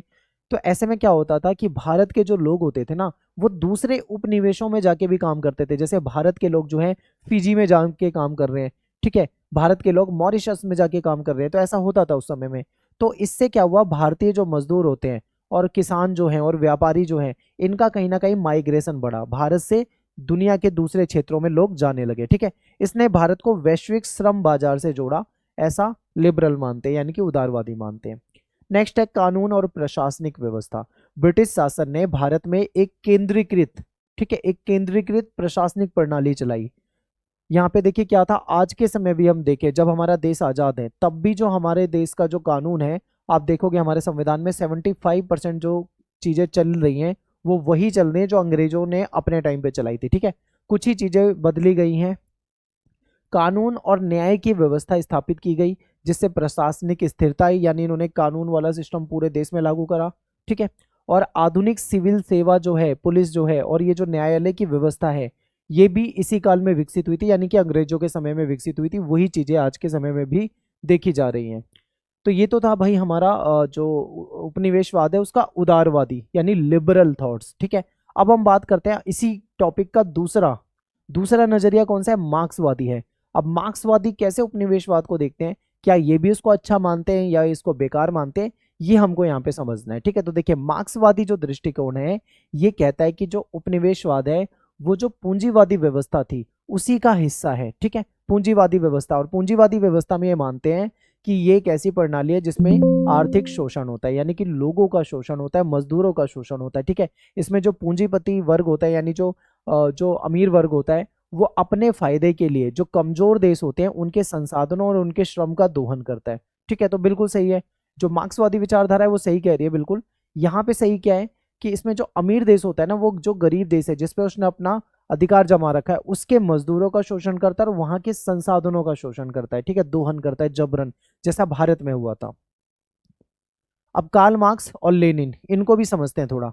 इन दोनों ने उपनिवेशवाद को पूंजीवाद का एक आवश्यक परिणाम माना है, क्योंकि पूंजीवाद था उसी का परिणाम ये हुआ कि पूरी दुनिया में पूंजीवाद की वजह से उपनिवेशवाद बढ़ा। ठीक है, लेनिन ने कहा है कि साम्राज्यवाद जो है पूंजीवाद की अंतिम अवस्था है। ठीक है, ये पूरी दुनिया में जो साम्राज्यवाद फैलाया जा रहा है, अलग अलग देशों को अपना गुलाम बनाया जा रहा है, ये क्यों हो रहा है, क्योंकि ये पूंजीवाद की वजह से हो रहा है।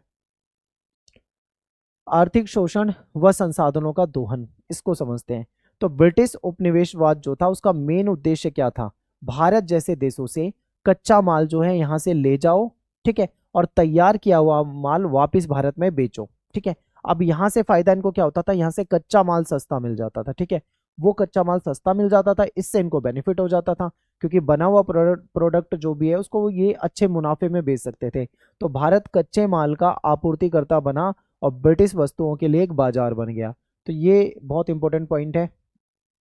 परिणाम स्वरूप होता क्या है कि भारतीय संसाधनों का ब्रिटेन में खूब उपयोग होने लगा, ब्रिटिश उद्योगों को सस्ता कच्चा माल मिलने लग गया, भारत की अर्थव्यवस्था पर काफ़ी दबाव होने लगा। क्यों, क्योंकि हमारे यहाँ से कच्चा माल जो है बहुत बड़ी मात्रा में वहाँ पे जाने लगा है। भारत में कपास हो गया, नील हो गई, ठीक है, मसाले हो गए, अफीम का निर्यात जो था ये सब होता था। ब्रिटेन में जो तैयार वस्त्र होते हैं वो बनाकर भारत में आते थे और यहाँ पे महंगे दामों में बेचे जाते थे, जिससे भारत की अर्थव्यवस्था यानी सस्ते में कच्चा माल जा रहा है और जो चीज़ें आ रही है वो महंगे में मिल रही है, तो भारत की अर्थव्यवस्था पे कहीं ना कहीं दबाव पड़ा। ठीक है, दूसरा पॉइंट है श्रम का शोषण। इसको समझते हैं कि जो हमारे यहाँ पे लेबर था उनका कैसे एक्सप्लॉइट किया जा रहा था, कैसे उनका शोषण हो रहा था, इसको समझते हैं। तो भारतीय किसानों, भारत के मजदूरों और जो हमारे कारीगर हैं इनको सस्ते श्रम के रूप में इस्तेमाल किया गया, यानी इनसे काम तो खूब कराया गया लेकिन पैसा जो है काफ़ी कम दिया गया। ठीक है, ब्रिटिश शासन ने यहाँ पे टैक्स भी लगा दिया था जो काफ़ी ज़्यादा होता था।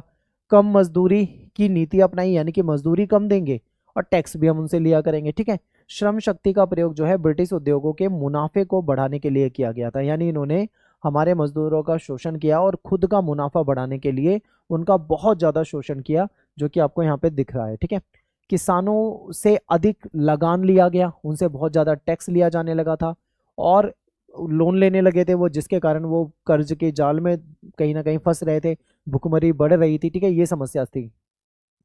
मजदूरों को जो मिनिमम वेजेस होता है, जो न्यूनतम वेतन होता है, ठीक है, वो दे दिया जाता था और औद्योगिक जो पूंजीपति हैं उनके लाभ को बढ़ाया गया, यानी कि पूंजीपतियों को तो खूब प्रॉफिट हो रहा था लेकिन जो मजदूर थे जो काम करते थे उनको काफ़ी ज़्यादा नुकसान हो रहा था। ठीक है, एक तरह से मजदूरों का यहाँ पे क्या हो रहा है, शोषण हो रहा है। थर्ड पॉइंट है स्वदेशी उद्योगों का नाश, यानी हमारे जो खुद के उद्योग होते थे, भारत के जो अपने उद्योग थे वो खत्म हो गए। ठीक है, कैसे खत्म हुए इसको देखते हैं। जो अंग्रेजों की जो पॉलिसी थी उसने भारत के जो पारंपरिक उद्योग थे उसको पूरी तरीके से खत्म कर दिया, क्योंकि हमारे यहाँ पे हथकरघा, ठीक है, और वस्त्र उद्योग थे भारत में अंग्रेजों के आने से पहले।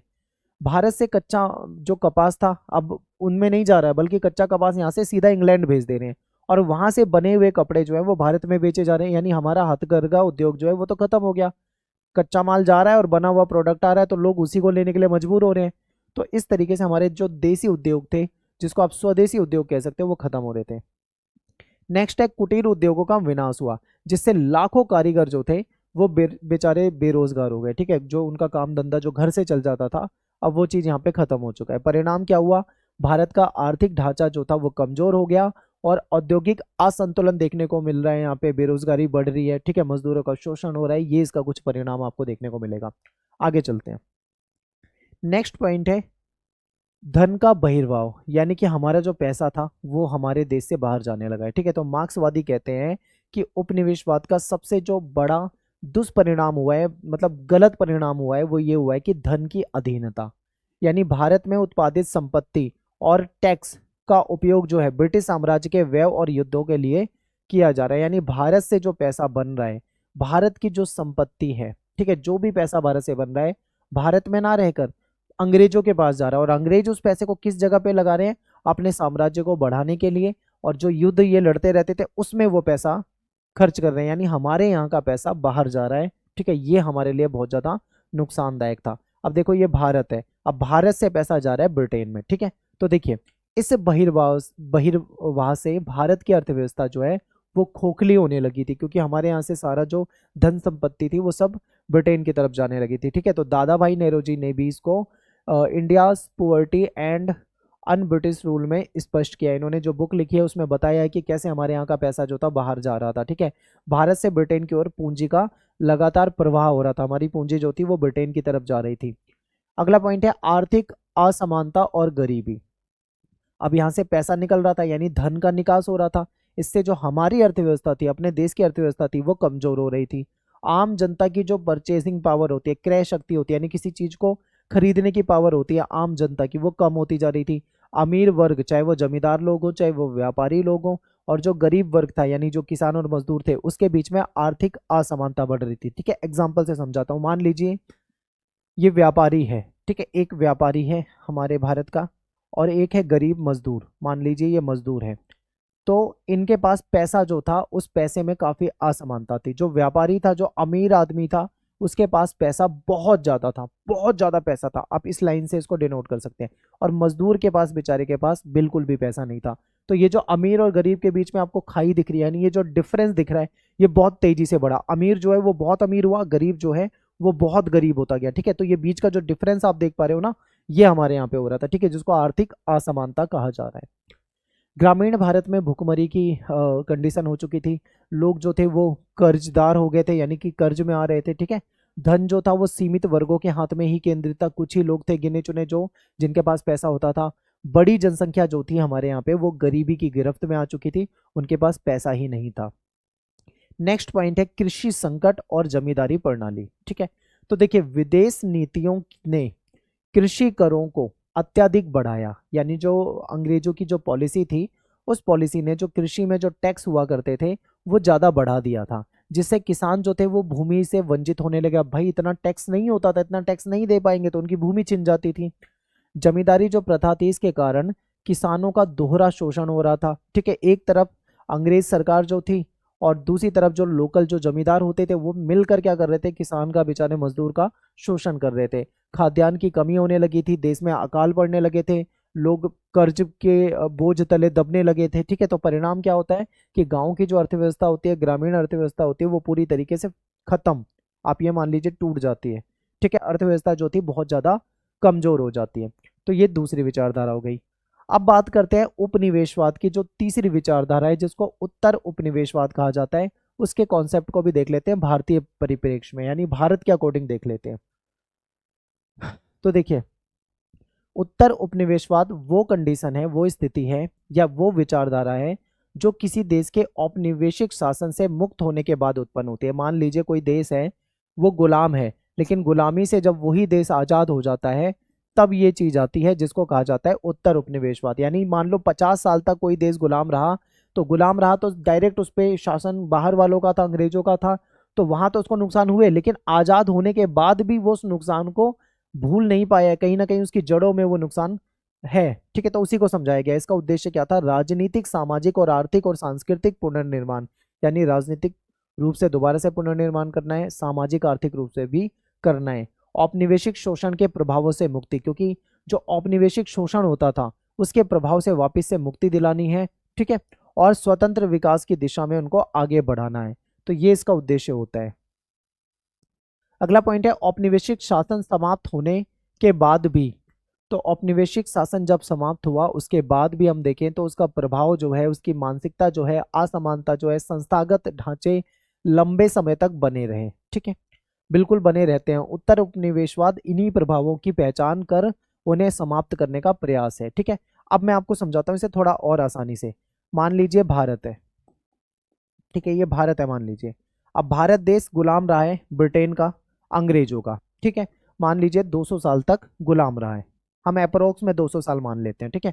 अब 200 सालों तक भारत गुलाम रहा है, 200 साल के बाद 1947 में मान लीजिए देश आज़ाद हो गया, ठीक है। जो चीज़ें बता रहा हूँ वो सही है, आप वो मानना ही क्या है, मान लीजिए कि आज़ाद हो गया। अब आप ये मान के बैठे हो कि हम तो अंग्रेजों से आज़ाद हो गए। क्या सच में हम अंग्रेजों से आज़ाद हुए? कभी आपने सोचा नहीं होगा, पर सोचो, हम आज़ाद नहीं हुए, हम अभी भी कहीं ना कहीं हमारी मानसिकता में गुलामी है। हमारा चाहे पहनावा बदल गया हो, यानी हमने अपना कल्चर छोड़ दिया, जो हमारा पुराना पहनावा था हम मॉडर्न कपड़े पहनने लगे, वो अंग्रेजों की ही कॉपी है, ठीक है। तो हम कहीं ना कहीं मानसिक रूप से गुलाम है। अगर आज के समय में कोई धोती कुर्ता पहन के आ जाए तो लोग उसे ऐसे घूर के देखेंगे, ठीक है। उसे अलग तरीके से देखेंगे, जैसे क्या पहन लिया उसने, जीन्स वगैरह पहनना कॉमन हो गया है। तो जीन्स वगैरह कोई पहन के आता है तो उसे जीन्स टी शर्ट वगैरह कोई भी नॉर्मल मानेगा, लेकिन अगर कोई पुराने पहनावे में आ जाए धोती कुर्ता में तो लोग उसको अलग नज़रिए से देखेंगे। तो ये जो नज़रिया बदला है ये गुलामी मानसिकता है, क्योंकि आज से 50-100 साल पहले तो हमारा वही पहनावा था, तब तो वो नॉर्मल था, पूरा समाज उसी तरीके के कपड़े पहनता था। आज बदल कर पहनने लगा है, तो पुराने कपड़ों को ऐसे क्यों माना जा रहा है? क्यों? क्योंकि मानसिक रूप से हमारा, आज देखें तो हम गुलाम हैं, हम अंग्रेजों की तरह सोचने लगे हैं, हमारी सोच में परिवर्तन हो रहा है, अपनी सभ्यता अपने कल्चर को हम भूल रहे हैं, उनकी सभ्यता उनके कल्चर को हम अपना रहे हैं, उसको हम अपने आप को मॉडर्न कहने लग गए हैं, ठीक है। तो ये जो चीजें हैं, ये जो परिवर्तन है, इसको कहा जाता है कि उत्तर उपनिवेशवाद, यानी उपनिवेशवाद के बाद भी कहीं ना कहीं हम उन प्रतीकों में, उन गुलामी की जंजीरों में जकड़े हुए हैं, और हमको वो गुलामी की जंजीरें तोड़ फेंकनी है, ठीक है। तो यही कहा जाता है इसको। आगे समझते हैं उत्तर औपनिवेशिक राज्य की प्रकृति, इसके नेचर को समझते हैं। तो देखिए, आजादी प्राप्ति के बाद नए लोकतांत्रिक राज्यों का निर्माण हुआ, यानी जैसे जैसे देश आजाद होने लगे तो नए नए देश बनने लगे। इन राज्यों का उद्देश्य क्या था? इन राज्यों का उद्देश्य था कि समाज में समानता स्थापित हो, समाज में न्याय स्थापित हो, लोग आत्मनिर्भर बन सकें, ठीक है। इसी चीज को स्थापित करना इन राज्यों का उद्देश्य था, यानी जो देश आजाद हो रहे थे वो यही चाह रहे थे, ठीक है। आगे देखो, लेकिन औपनिवेशिक शासन का जो विरासत है, जैसे नौकरशाही हो गई, केंद्रीकरण हो गया, वर्गीय असमानता हो गई, इन राज्यों में तब भी बनी रही। आज के समय में हम देखें ना, तो भारत देश आजाद हो गया, इतने साल भी हो गए, लेकिन फिर भी अंग्रेजों के कानून ही हमारे देश में चल रहे हैं। जो अंग्रेजों के समय के कानून थे वो हमारे संविधान में लिए गए, आज भी चल रहे हैं, आज भी नए तरीके के कानून नहीं बन पा रहे हैं। तो ये मानसिक गुलामी कहा जाता है, ठीक है। आगे देखो, हमजा अलवी के अकॉर्डिंग उत्तर औपनिवेशिक राज्य एक ऐसी स्वायत्त इकाई है जो समाज से ऊपर खड़ी होती है और उसमें समाज के विकास के लिए स्वतंत्र रूप से नीतियां लागू करने की क्षमता होती है। यानी कि ये उस देश को इस तरीके से देख रहे हैं कि ये एक स्वतंत्र इकाई है, समाज में स्वतंत्र है। अब इसको क्या करना है? अपने लिए नई पॉलिसी बनानी है, ठीक है। और नई पॉलिसी जो बनाएंगे, जो स्वतंत्र रूप से बनाएंगे, उस पॉलिसी को लागू करने की क्षमता भी है। नेक्स्ट पॉइंट देखते हैं, इसके जो बेसिक कॉन्सेप्ट है, ठीक है, इसको समझते हैं। तो उत्तर उपनिवेशवाद केवल राजनीति तक सीमित नहीं है, ये सांस्कृतिक, आर्थिक और मानसिक मुक्ति का भी आंदोलन है।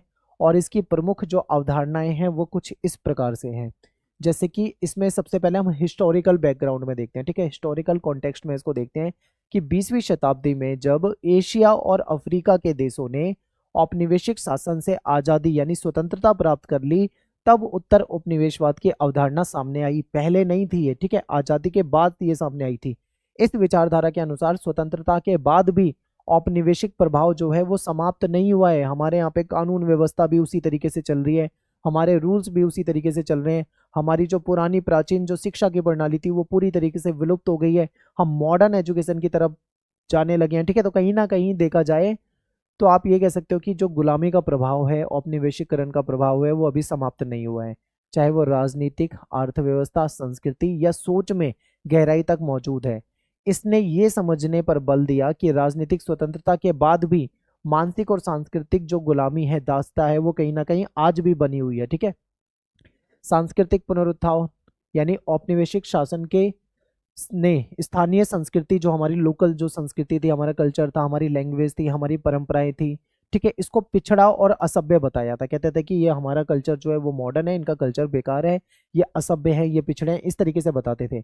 उत्तर उपनिवेशवाद के तहत समाजों ने वापस से जो अपनी भाषा है, अपनी जो कला है, जो अपनी संस्कृति है, अपना लिटरेचर है, अपनी परंपरा है, उस अपना इतिहास है, उसको दोबारा से पुनर्जीवित करने का प्रयास किया, ताकि हम अपने जो हमारे मूल जो है, हमारी जो जड़ें जहाँ से हैं उसको हम समझे। जापान में भी कुछ ऐसा ही था, लेकिन जापान के लोगों ने क्या करा, अपने कल्चर को दोबारा से रिवाइव करा, वापस से वहां पहुंच गए जहां वो पहले होते थे, उन चीजों को उन्होंने प्राप्त करने का प्रयास किया। ऐसा ही करने की बात यहाँ पे की जा रही है, ठीक है। इसका उद्देश्य क्या होता है, ताकि हमारी जो सांस्कृतिक पहचान है उसको हम दोबारा से स्थापित कर सकें, ठीक है। एग्जाम्पल जैसे कि भारत में हिंदी साहित्य, लोक कला, भारतीय स्थायित्व और नाट्य कलाकार पुनर्जागरण, दोबारा से उन चीजों को प्राप्त करना, ठीक है। तो ये एग्जाम्पल आप बता सकते हो। इसके बाद अगला पॉइंट है मानसिक उपनिवेशवाद से मुक्ति। आपको पता है औपनिवेशिक शिक्षा और शासन ने लोगों में हीनता का भाव उत्पन्न कर दिया था, ठीक है। और उत्तर उपनिवेशवाद का लक्ष्य क्या है कि लोगों में आत्मसम्मान की भावना आए, स्वतंत्र सोच विकसित कर सके, ठीक है। हम अपनी कल्चर को भूलें ना, बल्कि अपने कल्चर को उस तरीके से हीन नजरों से ना देखें कि ये कैसे कपड़े पहन लिए, ठीक है। मैंने आपको कपड़े का एग्जांपल दिया था ना, कि अगर कोई धोती कुर्ता पहन के आपके सामने आ जाता है तो आपको लगेगा यार ये क्या है, लेकिन जबकि यही पहना जाता था पहले के समय में, ठीक है। तो इसको देखकर हमारे अंदर हीन भावना ना आए। नेक्स्ट है एडवर्ड सईद। इन्होंने क्या कहा है इसको समझते हैं। ये कहते हैं कि पश्चिम ने पूर्व को कमजोर, असभ्य और निर्भर दिखाकर, ठीक है, अपनी श्रेष्ठता कायम करी। यानी पश्चिम ने क्या करा, ये दिखाया कि पूर्व के देश जो है कमजोर है, असभ्य है, कहीं ना कहीं हम पे निर्भर है, और अपने आप को श्रेष्ठ दिखाया। इसलिए उत्तर उपनिवेशवाद उस मानसिक ढांचे को तोड़ना चाहता है, कि वो जो सिस्टम अंग्रेजों ने बना दिया था उसको तोड़ना है, जो औपनिवेशिक युग ने समाजों पे थोपा था, यानी अंग्रेजों ने जो समाजों पे थोपा था उसको तोड़ना है, वापस से अपने कल्चर को हमें जीवित करना है, ठीक है। अगले पॉइंट को देखते हैं, राजनीतिक और आर्थिक स्वतंत्रता। कई देशों ने राजनीतिक रूप से स्वतंत्रता प्राप्त की, लेकिन आर्थिक रूप से वो अब भी विदेशी पूंजी और व्यापार पर ही निर्भर रहे। उत्तर उपनिवेशवाद इस बात पर बल देता है कि वास्तविक स्वतंत्रता तभी होगी जब देश अपने आर्थिक निर्णय खुद ले पाएंगे। समझ रहे हो, यानी कि कई देशों ने क्या करा, राजनीतिक रूप से तो आजाद हो गए वो, लेकिन आर्थिक रूप से अभी भी वो विदेशी पूंजी और व्यापार पे कहीं ना कहीं डिपेंडेंट थे। तो उत्तर उपनिवेशवाद यही इसी बात पे बल देता है कि वास्तविक अगर तुम सच में अपने आप को आजाद मानोगे तो वो तभी होगा जब देश अपनी आर्थिक निर्णय खुद ले, यानी आत्मनिर्भर बने, ठीक है। तो इसके लिए क्या करना पड़ेगा, जो लोकल हमारे उद्योग हैं उनका विकास करना पड़ेगा, संसाधनों पर राष्ट्रीय नियंत्रण होगा, पूरे देश का नियंत्रण होगा, तभी उसको सही से रिवाइव किया जा सकता है। विदेशी आर्थिक प्रभुत्व से मुक्ति प्राप्त करनी होगी, तभी ये चीज पॉसिबल हो पाएगी। अगला पॉइंट है सामरिक और न्यायिक सुधार। औपनिवेशिक न्याय और पुलिस व्यवस्था जनता विरोधी थी। उत्तर उपनिवेश काल में इन संस्थाओं में सुधार की जरूरत थी, ठीक है। न्याय पारदर्शी होना चाहिए, यानी सबके लिए होना चाहिए, कानून सबके लिए एक समान होना चाहिए, सुरक्षा संस्थाएं जनहित में काम करें, करप्शन नहीं होना चाहिए, ठीक है। इसमें न्यायिक, पुलिस और प्रशासनिक जो संस्थाएं हैं उसको दोबारा से कहीं ना कहीं लोकतांत्रिक रूप से पुनर्गठन करने की आवश्यकता है, रूल्स में बदलाव करने की आवश्यकता है, ठीक है। नेक्स्ट है वैश्विक परिप्रेक्ष्य। उत्तर उपनिवेशवाद केवल एशिया या अफ्रीका तक सीमित नहीं है, ये एक वैश्विक आंदोलन है जो दुनिया भर के देशों में समानता, सहयोग और सांस्कृतिक सम्मान को बढ़ावा देता है। ये विभिन्न संस्कृतियों के बीच में संवाद और सह अस्तित्व को प्रोत्साहित करता है। तो यहाँ पे आपको समझना है कि जो उत्तर उपनिवेशवाद है, आप ये मत सोचना कि ये केवल एशिया और अफ्रीका तक सीमित है, ठीक है। ये केवल एशिया और अफ्रीका तक सीमित नहीं है, ये एक वैश्विक आंदोलन है। पूरी दुनिया में आज जो विश्व भर में देखें तो दुनिया भर में विभिन्न देशों के बीच में समानता के लिए, सहयोग के लिए और सांस्कृतिक सम्मान को बढ़ावा देने के लिए आंदोलन चल रहे हैं, ठीक है। संस्कृति को अपने रिवाइव करने के लिए आज भी दुनिया भर में आंदोलन चल रहे हैं। तो इसका एक पूरा ग्लोबल पर्सपेक्टिव है। अगला पॉइंट है शिक्षा और जागरूकता। यानी शिक्षा को उत्तर उपनिवेशवाद का सबसे प्रभावशाली साधन माना। इसके माध्यम से लोगों को अपनी इतिहास और संस्कृति संघर्षों की जानकारी दी जाती है, ठीक है। क्योंकि एजुकेशन को इसमें सबसे इंपॉर्टेंट माना गया है। अगर लोग एजुकेटेड होंगे, लोगों में जागरूकता होगी, तो कहीं ना कहीं वो जो उपनिवेशवाद की जो जंजीरों में है उससे मुक्ति प्राप्त कर लेंगे, ठीक है। अगर उनको उनका इतिहास बताया जाएगा, अगर भारत के लोग अपने गौरवशाली इतिहास को पढ़ेंगे, अपने जो हमारे नायक रहे इतिहास में अगर हम उनको समझेंगे, तब जाके हम वापस से गर्व कर पाएंगे अपने इतिहास पे, अपने कल्चर पे। लेकिन क्या करा है, जो हमारे वामपंथी कुछ इतिहासकार रहे हैं या फिर हमारे जो अन्य इतिहासकार रहे हैं, उन्होंने हमारे इतिहास को दबाया है और गलत तथ्य सामने रखे हैं, ठीक है। खासकर कुछ ने तो मुगलों को बहुत ज़्यादा बेहतर बताया है।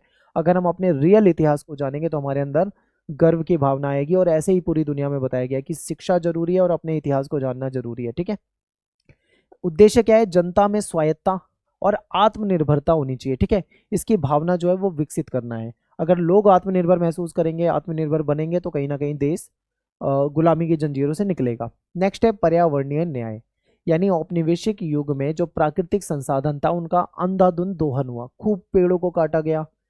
उत्तर उपनिवेशवाद के बाद सतत विकास, यानी हमको इस तरीके से विकास करना है, हमको अपने प्रकृति, अपने पर्यावरण को संरक्षण देना है, अधिक से अधिक पेड़ पौधे लगाने हैं, नदियों को वापस से रिवाइव करना है। ठीक है, संसाधनों का उपयोग इस प्रकार करना है कि भविष्य की जो पीढ़ी है उनका भी ध्यान रखे, यानी ऐसा ना हो कि हम संसाधनों को हम भी अंधाधुंध यूज करने लग जाएं, आने वाली पीढ़ियों के लिए वो संसाधन ही ना बचे। हमें हर एक प्राकृतिक संसाधन पर ध्यान देना है। ठीक है, तो यहाँ पे ये टॉपिक खत्म हो जाता है। अगला है भारतीय परिप्रेक्ष्य में उत्तर उपनिवेशवाद। तो जो ये अभी हमने पढ़ा था ये वही टॉपिक है, इसमें थोड़ा सा और डिटेल में आगे कुछ पॉइंट होंगे, उसको देख लेते हैं, बाकी खत्म हो जाएगा ये टॉपिक। तो भारत में उत्तर उपनिवेशवाद की जो प्रक्रिया है उसका जो केंद्र है वो है सांस्कृतिक पुनर्जागरण, यानी अपने कल्चर को दोबारा से, ठीक है, जागृत करना, वापिस से अपने कल्चर को अपनाना। राष्ट्रीय आत्म पहचान की खोज करना, ठीक है, खुद की पहचान होनी चाहिए, आत्मनिर्भर होना चाहिए। और औपनिवेशिक विरासत से संघर्ष, जो औपनिवेशिक समय में अंग्रेजों ने जो कहीं ना कहीं हमें दबाया, हमारा शोषण किया, हमारे कल्चर को नुकसान पहुंचाया, ठीक है, हमारी लैंग्वेज, हमारी विचारधारा को नुकसान पहुंचाया, वापिस से हमें उन चीज़ों की तरफ जाना है और अपनी खोई हुई जो सभ्यता है उसको प्राप्त करना है। मुख्य विशेषताओं की बात करें तो स्वतंत्र भारत में लोकतांत्रिक संस्थाओं की स्थापना, यानी हमारा देश अब आज़ाद है, अब हमें क्या करना है? अपनी खुद की संसद, खुद की न्यायपालिका, खुद का चुनाव आयोग और जनता की भागीदारी, ये सारी चीज़ें सुनिश्चित करनी है और स्वतंत्र होकर स्वतंत्र रूप से सारे फैसले लेने हैं। ठीक है, नेक्स्ट है आर्थिक नियोजन और आत्मनिर्भरता, यानी पंचवर्षीय योजनाओं के माध्यम से हमारे यहाँ पे क्या किया गया? औद्योगिक और कृषि विकास करना, यानी हमारे यहाँ पे 5 ईयर प्लान बनाए जाते थे, उसके तहत डिसीजन लिए जाते थे ताकि किसी क्षेत्र को कैसे बढ़ावा दिया जा सके। ठीक है, भाषा और शिक्षा जो नीति है उसमें स्वदेशीकरण, ताकि हमारी जो खुद की भाषाएं हैं और हमारा जो कल्चर है उसी उसकी मतलब उसको महत्व देना। ठीक है, हमारी एजुकेशन हमारी लैंग्वेज में होनी चाहिए। और खासकर जो साउथ है, जो दक्षिण भारत है, वहाँ पे भी कहा जाता है कि जिस स्टेट की जो लैंग्वेज है उस लैंग्वेज में भी मतलब पढ़ाई करवाना है, क्योंकि केवल अंग्रेजी में ही पढ़ाई करवाना ये अंग्रेजी कल्चर को बढ़ावा देगा। ठीक है, हमें हमारी लोकल लैंग्वेज का सम्मान करना है, हमारे देश की भाषाओं का सम्मान करना है और देश की संस्कृति कल्चर का सम्मान करना है, सभी चीज़ों को हमें महत्व देना है। ठीक है, नेक्स्ट है सांस्कृतिक आत्मगौरव, यानी हमारी जो कला थी, भारतीय कला, हमारा जो संगीत था, भारतीय संगीत, योग, साहित्य, इन सबको पुनर्जागृत करना है। औपनिवेशिक मानसिकता से संघर्ष, यानी ब्रिटिश जो प्रशासनिक ढांचा था धीरे धीरे भारतीय मूल्यों के अनुरूप उसको परिवर्तित किया गया। ठीक है, उसको चेंजेस किए गए और जहाँ पे चेंजेस नहीं किए गए, आवश्यकता है, वहाँ पे चेंजेस करना चाहिए। उत्तर उपनिवेशवाद के कुछ और इंपॉर्टेंट पॉइंट हैं जो कि हम देख लेते हैं। तो उत्तर उपनिवेशवाद केवल राजनीतिक स्वतंत्रता का विचार नहीं है, इसमें सांस्कृतिक पुनरुत्थान की बात है जो हम पढ़ चुके हैं, मानसिक मुक्ति की बात है जो हम पढ़ चुके हैं, ठीक है, और आत्मनिर्भरता का आंदोलन है जो कि हम पढ़ चुके हैं। ये सारे पॉइंट हम पढ़ चुके हैं, बस इसको हम क्या कर रहे हैं? यहाँ पे रिवाइज कर रहे हैं। पहचान की पुनर्स्थापना, यानी औद्योगिक शासन के दौरान जो हमारी जो कल्चर था, ठीक है, और जो हमारी राष्ट्रीय पहचान थी, इसको दबा दिया गया था अंग्रेजों के द्वारा, तो हमें वापस से अपने कल्चर को प्राप्त करना है। ठीक है, उत्तर उपनिवेशवाद में उन पहचानों को हमको दोबारा से जीवित करने का प्रयास करना है। हमें अपनी भाषा, अपनी परंपरा, अपनी लोक कला, साहित्य, इतिहास, इन सारी चीज़ों को कहीं ना कहीं दोबारा से स्थापित करने की आवश्यकता है। ठीक है, जैसे भारत में हिंदी हो गई, तमिल हो गई, बंगाली हो गई, ये जो भाषा थी, साहित्यिक पुनर्जागरण करना है, क्योंकि आपको पता है अंग्रेजों के समय में जो किताबें थी, जो हमारा साहित्य था, अंग्रेजी में ट्रांसलेट होने लगा था, जो हमारे लेखक थे वो भी अंग्रेजी में लिखने लगे थे, तो हमें वो छोड़कर वापस से अपनी लैंग्वेज में अपने साहित्य को पुनर्जागरण करना है। ठीक है, औपनिवेशिक मानसिकता से मुक्ति प्राप्त करनी है, यानी जो हमारे मन में हीन भावना पैदा कर दी गई थी अंग्रेजों के द्वारा, हमें वापस से अपने इतिहास को पढ़ना है, तो वो हीन भावना अपने आप ही कहीं ना कहीं दूर होने लगेगी। ठीक है, अगले टॉपिक की बात करते हैं, राष्ट्रवाद यानी कि नेशनलिज्म, इसको समझते हैं। तो देखिए राष्ट्रवाद क्या है? राष्ट्रवाद एक ऐसी भावना होती है, एक ऐसी विचारधारा या फिर एक ऐसा आस्था या फिर एक ऐसा विश्वास है जिसमें व्यक्ति अपने राष्ट्र को, राष्ट्र के प्रति निष्ठा का भाव रखता है, प्रेम का भाव रखता है और एकता की भावना रखता है। ठीक है, हमारे आपस में चाहे कितने भी द्वेष हो सकते हैं, हमारा आपस में विवाद या कुछ भी हो सकता है, लेकिन जब देश की बात आएगी तो हम सब एक साथ खड़े हो जाएंगे। देश के प्रति हमारी निष्ठा होगी, देश के प्रति हमारा प्रेम होगा, देश के प्रति हम एकता की भाव रखेंगे और अपने देश के लिए मरने तक को हम तैयार हो जाएंगे। तो ये जो भावना होती है इसी को हम राष्ट्रवाद कहते हैं। ठीक है, तो ये केवल राजनीतिक अवधारणा नहीं है, इसको केवल राजनीतिक अवधारणा मत समझना। ये एक सांस्कृतिक भावनात्मक शक्ति है जो लोगों को एकता के सूत्र में बांध के रखती है, यानी कि एक सूत्र में बांध के रखती है जिससे कि लोग अपने आप को एकजुट मानते हैं। ठीक है, ऐसा क्यों? ऐसा इसलिए क्योंकि हम एक ही देश के निवासी हैं, एक ही देश में रहते हैं, यानी हम सब भारतीय हैं, भारत में रहते हैं। तो कहीं ना कहीं हमारे अंदर नेशनलिज्म की भावना होती है, अपने देश प्रेम की भावना होती है। ठीक है, अगला पॉइंट, राष्ट्रवाद।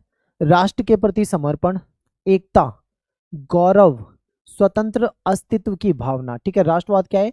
देश के प्रति समर्पण का भाव होता है, डेडिकेशन होती है, देश के प्रति एकता का भाव, ठीक है, गौरव, अपने देश के प्रति गर्व, ठीक है, और स्वतंत्र अस्तित्व की भावना। ये सब मिलाकर क्या होता है? राष्ट्रवाद बनाता है।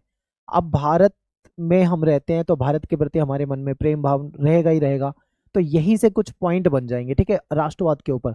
तो पहला पॉइंट बन जाएगा राष्ट्र और राष्ट्रवाद का संबंध। तो इसको समझते हैं। तो देखिए, राष्ट्र मतलब नेशन, वो राजनीतिक सांस्कृतिक इकाई होती है राष्ट्र जिसके लोगों में राष्ट्रीय एकता और सम्मान की पहचान की भाव होते हैं। ठीक है, यानी नेशन यानी कोई राष्ट्र क्या होता है? जो एक ऐसा क्षेत्रफल मान लीजिए जहां पे सभी लोग एक साथ रहते हैं। ठीक है, वो हम क्या कहेंगे? राष्ट्र है। और वो लोग जो एक क्षेत्र में यानी एक पर्टिकुलर किसी देश में रहते हैं जहाँ के वो नागरिक कहलाते हैं, उसके मन में अपने देश के प्रति प्रेम भाव होता है, वो राष्ट्रवाद कहलाता है। तो राष्ट्र और राष्ट्रवाद का क्या संबंध है आप यहाँ से समझ सकते हो।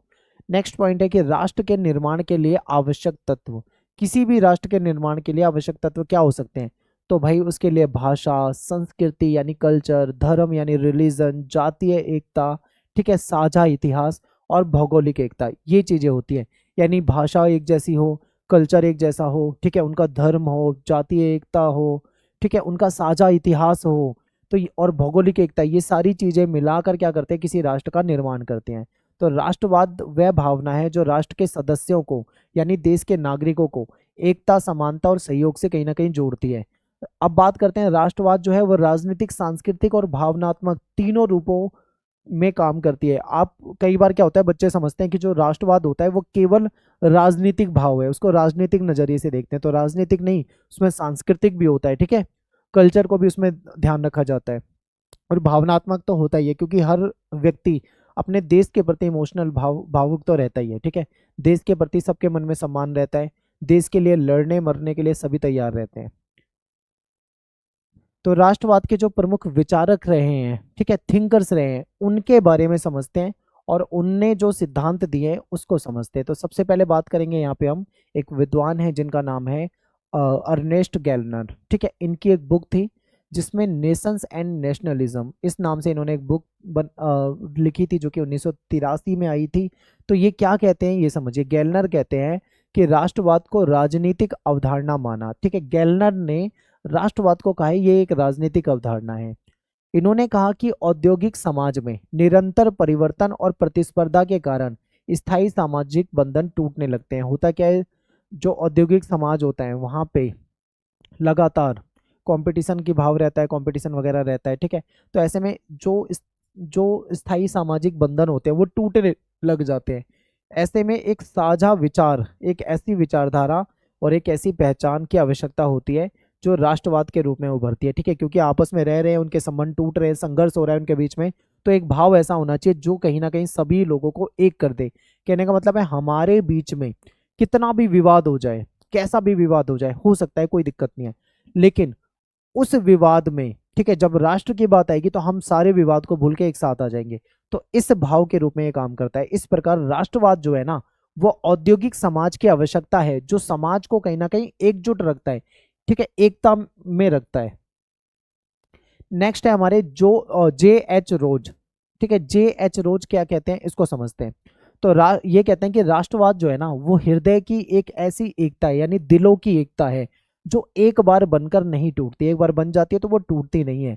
राष्ट्रवाद को इन्होंने भावनात्मक एकता और प्रेम की भावना बताए। ठीक है, इन्होंने क्या कहा है कि राष्ट्रवाद जो है भावनात्मक एकता है और प्रेम का भाव है, किसके प्रति? अपने देश के प्रति। ठीक है, ये हृदय से यानी दिल से उत्पन्न होने वाली स्थायी निष्ठा है जो अपने देश के प्रति होती है, यानी कि हर व्यक्ति अपने देश से अपने दिल से सम्मान करता है, दिल से उसको प्रेम करता है। ठीक है, अपने देश को। तो यही भावना जो है इसको इन्होंने क्या कह दिया? राष्ट्रवाद कह दिया। अब एक और विचारक है, इनका नाम है एंडरसन। तो ये जो बेनेडिक्ट एंडरसन है, एक बार आप इनकी पिक्चर देख लीजिए, इनकी इमेज देख लीजिए। ये क्या कहते हैं समझिए। इनकी एक किताब थी जिसका नाम था imagine communities reflection on the origin and spread of nationalism. ठीक है, यानी कि जो इनकी किताब थी, इस किताब में इन्होंने जो राष्ट्र है उसको एक कल्पित समुदाय यानी एक कल्पना वाला समुदाय कहा है। राष्ट्र एक काल्पनिक समुदाय है, ऐसा इन्होंने कहा है।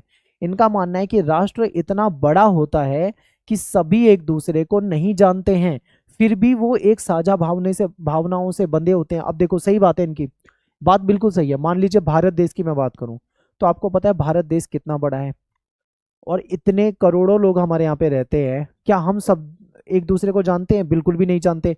अब जैसे मैं दिल्ली में रहता हूँ, ठीक है, हो सकता है कोई पंजाब में रहता हूँ, हो सकता है कोई किसी और स्टेट में रहता हूँ।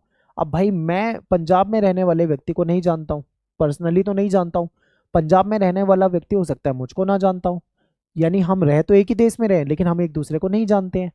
तो इन्होंने राष्ट्र को एक कल्पित समुदाय यानी एक इमेजिन वाला समुदाय माना है, जिसमें इतना बड़ा होता है देश, उसकी जनसंख्या बहुत बड़ी होती है, सभी एक दूसरे को नहीं जानते। बिल्कुल सही कह रहे हैं, लेकिन फिर भी हम एक भावना से, एक साझे भावना से बंधे हुए हैं। ठीक है, जब कभी देश पे संकट आएगा, तो मैं दिल्ली में रहने वाला व्यक्ति हूँ, तो मैं दिल्ली में कहीं ना कहीं देश के लिए आवाज़ उठाऊंगा या देश के लिए खड़ा रहूंगा। तो पंजाब में रहने वाला व्यक्ति भी, उसके मन में भी यही भाव होगा कि हम अपने देश के साथ हैं। जैसे आपने देखा होगा भारत पाकिस्तान का भी जो ऑपरेशन सिंदूर के तहत जो हुआ था, पूरा देश कहीं ना कहीं, भारत के सभी लोग जो थे वो भारत के पक्ष में थे। ठीक है, तो ये था। तो ये एक भाव होता है, एक भावना होती है जो कहीं ना कहीं देश के प्रति होती है। तो राष्ट्रवाद एक आधुनिक विचार है जो प्रिंट पूंजीवाद के माध्यम से फैला है, यानी जो प्रिंट पूंजीवाद है, जो मैगजीन वगैरह, जो किताबें जो भी है, उसके द्वारा ये फैला हुआ है। ठीक है, फिर ये कहते हैं कि भाषा मानचित्र, जनगणना, संग्रहालय, समाचार पत्र राष्ट्र निर्माण में सहायक रहे हैं। ठीक है, हमारी लैंग्वेज, हमारा मानचित्र, हमारी जनगणना, हमारे म्यूजियम, हमारे न्यूज़पेपर, ये सारी चीज कहीं ना कहीं इसमें सहायक हैं। राष्ट्र एक कल्पित समुदाय है जहां लोग भले ही एक दूसरे को ना जानते हो, फिर भी एक साझा पहचान के तहत जुड़े होते हैं। ये किसने कहा था? एंडरसन ने कहा था, तो आप ये बता सकते थे। फिर एक व्यक्ति हैं जिनका नाम है एंथनी डी स्मिथ। ठीक है, अब ये एंथनी डी स्मिथ जो है, ये क्या कहते हैं इसे समझिए। इनकी एक बुक थी the ethnic origin of nation. ठीक है, इसमें ये कहते हैं कि स्मिथ ने कहा है कि राष्ट्रवाद को ऐतिहासिक और निर्जातीय दृष्टि से देखा है इन्होंने। इनका मानना है कि राष्ट्रवाद अचानक नहीं जन्मा, ठीक है, बल्कि ये पुराने जो जातीय बंधन होते हैं उससे विकसित हुआ है, क्योंकि लोग जो होते हैं वो पुराने किसी ना किसी चीज से जुड़े रहते हैं। हमारा कल्चर एक साथ था, हमारे जो पूर्वज थे वो एक साथ रहा करते थे, देश के लिए उन्होंने लड़ा होगा। ठीक है, तो ये सारी चीजें कहीं ना कहीं हमें वो भावनाएं जोड़ कर रखती है। राष्ट्रवाद का आधार ये कहते हैं भाषा, संस्कृति, इतिहास और सांस्कृतिक धरोहर है। ये सारी चीजें क्या है? राष्ट्रवाद का आधार होती हैं। राष्ट्रवाद की जो जड़ें हैं वो प्राचीन जातीय समुदायों की एकता में है। प्राचीन समय में जो विभिन्न जातीय समुदाय एक साथ रहा करते थे, उसकी एकता में भी इनको राष्ट्रवाद नजर आता है। ठीक है, नेक्स्ट है बर्टेल रसेल। अब आपको इतने सारे लोगों के बारे में पेपर में नहीं लिखना, पेपर में क्वेश्चन आएगा किसी एक के बारे में बता देना। ठीक है, अब हम यहाँ पे सारे बता रहे हैं। तो बर्टेल रसेल की बात करें, इन्होंने कहा है कि राष्ट्रवाद एक यथार्थ शक्ति, ठीक है, एक ऐसी शक्ति है जिसको नकारा नहीं जा सकता है। यदि इसे समझदारी से नियंत्रित ना किया जाए तो ये युद्ध और संघर्ष का कारण भी बन सकती है। ऐसा होता है, बिल्कुल बिल्कुल होता है। लेकिन जब तक ये देशभक्ति और आत्मगौरव की भावना तक सीमित है, तब तक ये हमारे लिए लाभकारी होती है। ठीक है, राष्ट्रवाद को नकारने से वो तीव्र हो जाता है, उसको नकारना नहीं है। तो ये पॉइंट हो गए। अब बात करते हैं यूरोप में राष्ट्रवाद का विकास, फिर हम देखेंगे भारत में राष्ट्रवाद का विकास। तो यूरोप की बात अगर हम करते हैं तो यहाँ पे आपको पता है फ्यूडलिज्म यानी सामंतवाद वाला सिस्टम था। अगर आपने क्लास 11th की हिस्ट्री पढ़ी है तो मैंने वहाँ पे डिटेल में सामंतवाद पढ़ाया था, यहाँ नहीं बताऊंगा मैं, क्यों? क्योंकि टाइम बहुत ज़्यादा लग जाएगा, वीडियो बड़ी होगी। ठीक है, हम सीधे बात करते हैं कि सामंतवाद का पतन जब हुआ, यानी जब वो खत्म होने लगा, तो यूरोप में लोगों के अंदर एक भाव उभरा, उसको कहा जाता है राष्ट्रवाद, यानी लोगों में नेशनलिज्म की भावना उभरी। ठीक है, दांते और मैकियावली जो हैं, ये विचारक थे, इन्होंने राष्ट्र की अवधारणा को विकसित किया था। फ्रांसीसी क्रांति हुई थी, फ्रांस की क्रांति हुई थी 1789 में, और औद्योगिक क्रांति ने राष्ट्रवाद को और ज्यादा बल दिया था। ठीक है। नेपोलियन ने क्या करा, नेपोलियन जो था उसने नेपोलियन के जो युद्ध थे, उसने जो यूरोप का समाज था उसमें राष्ट्रीय चेतना को जागृत करा, लोगों को कहीं ना कहीं मतलब जागरूक बनाया। इसका परिणाम ये हुआ कि जर्मनी और इटली जैसे जो राष्ट्र थे वो काफी ताकतवर हो चुके थे। ठीक है। आगे देखो, नेक्स्ट पॉइंट है आधुनिक युग में राष्ट्रवाद। आज के समय में नेशनलिज्म को देखते हैं, तो यूरोप को हमने समझ लिया। अब यहाँ देखते हैं आधुनिक काल में राष्ट्रवाद जो है एक वैश्विक विचारधारा है जो पूरी दुनिया में है। ठीक है। हर देश के लोग उस राष्ट्रवाद की भावना से जुड़े रहते हैं। अब कोई भी राष्ट्र जो है वो राष्ट्रीय भावना के बिना अस्तित्व में नहीं रह सकता। अगर लोगों के बीच में राष्ट्र के प्रति प्रेम नहीं है तो कोई राष्ट्र राष्ट्र नहीं रह पाएगा। ये स्वतंत्रता आंदोलनों, सामाजिक एकता और लोकतंत्र की नींव बन चुका है। पूरी दुनिया में कहीं भी अगर स्वतंत्रता के लिए आंदोलन हुआ है तो राष्ट्रवाद की भावना से हुआ है। पूरी दुनिया में अगर लोगों के बीच में एकता है तो वो भी राष्ट्रवाद की वजह से है। ठीक है। तो अब समझते हैं भारत यानी इंडिया में देखते हैं। तो भारत में राष्ट्रवाद के अध्ययन के अलग अलग दृष्टिकोण हैं। भारत में भी आपको पता है भारत देश गुलाम रहा था अंग्रेजों का, तो लोगों के अंदर नेशनलिज्म की भावना थी। लोग देश को आज़ाद कराने के लिए लोगों ने अपनी जान दे दी। ठीक है। हमारे जो क्रांतिकारी थे उन्होंने अपनी जान तक दे दी। क्यों? क्योंकि उनके अंदर नेशनलिज्म की भावना थी। तो भारत में नेशनलिज्म के लिए अलग अलग विचारधारा है, दृष्टिकोण है, लोग अलग अलग तरीके से उसको बताते हैं। तो देखिए भारत में राष्ट्रवाद का अध्ययन केवल एक विचारधारा से नहीं किया जा सकता कभी भी। इसके लिए डिफरेंट, ठीक है, दृष्टिकोण है, अलग अलग दृष्टिकोण है। और इनकी वजह से भारत का जो राष्ट्रवाद है उसका स्वरूप, उसकी उत्पत्ति, उसका विकास अलग अलग नजरिए से हमको समझना पड़ेगा। कोई एक डेफिनेशन में आपको बता दूं तो उससे काम नहीं चलेगा। ठीक है। तो अब इसमें 4 प्रकार की कैटेगरी में मैंने बांट दिया है। एक तो है औपनिवेशिक दृष्टिकोण, यानी हमें अंग्रेजों का नजरिया भी देखना है। जैसे कि मान लीजिए जो ब्रिटिश इतिहासकार थे, जो अंग्रेज इतिहासकार थे, उन्होंने कहा है कि भारतीय राष्ट्रवाद जो है इसको ब्रिटिश शासन की देन बताया है। ठीक है। इन्होंने क्या बताया कि भारत का राष्ट्रवाद जो था वो किसकी देन था? ब्रिटिश शासन की देन था। इन्होंने कहा है कि ब्रिटिश शासन ने ही भारत को एक राष्ट्र बनाया है। अगर अंग्रेजों का शासन भारत में नहीं होता तो भारत एक राष्ट्र नहीं होता और भारत में ये भावना नहीं होती। ऐसा जो अंग्रेज जो मतलब इतिहासकार है उनका ऐसा नजरिया है। ठीक है।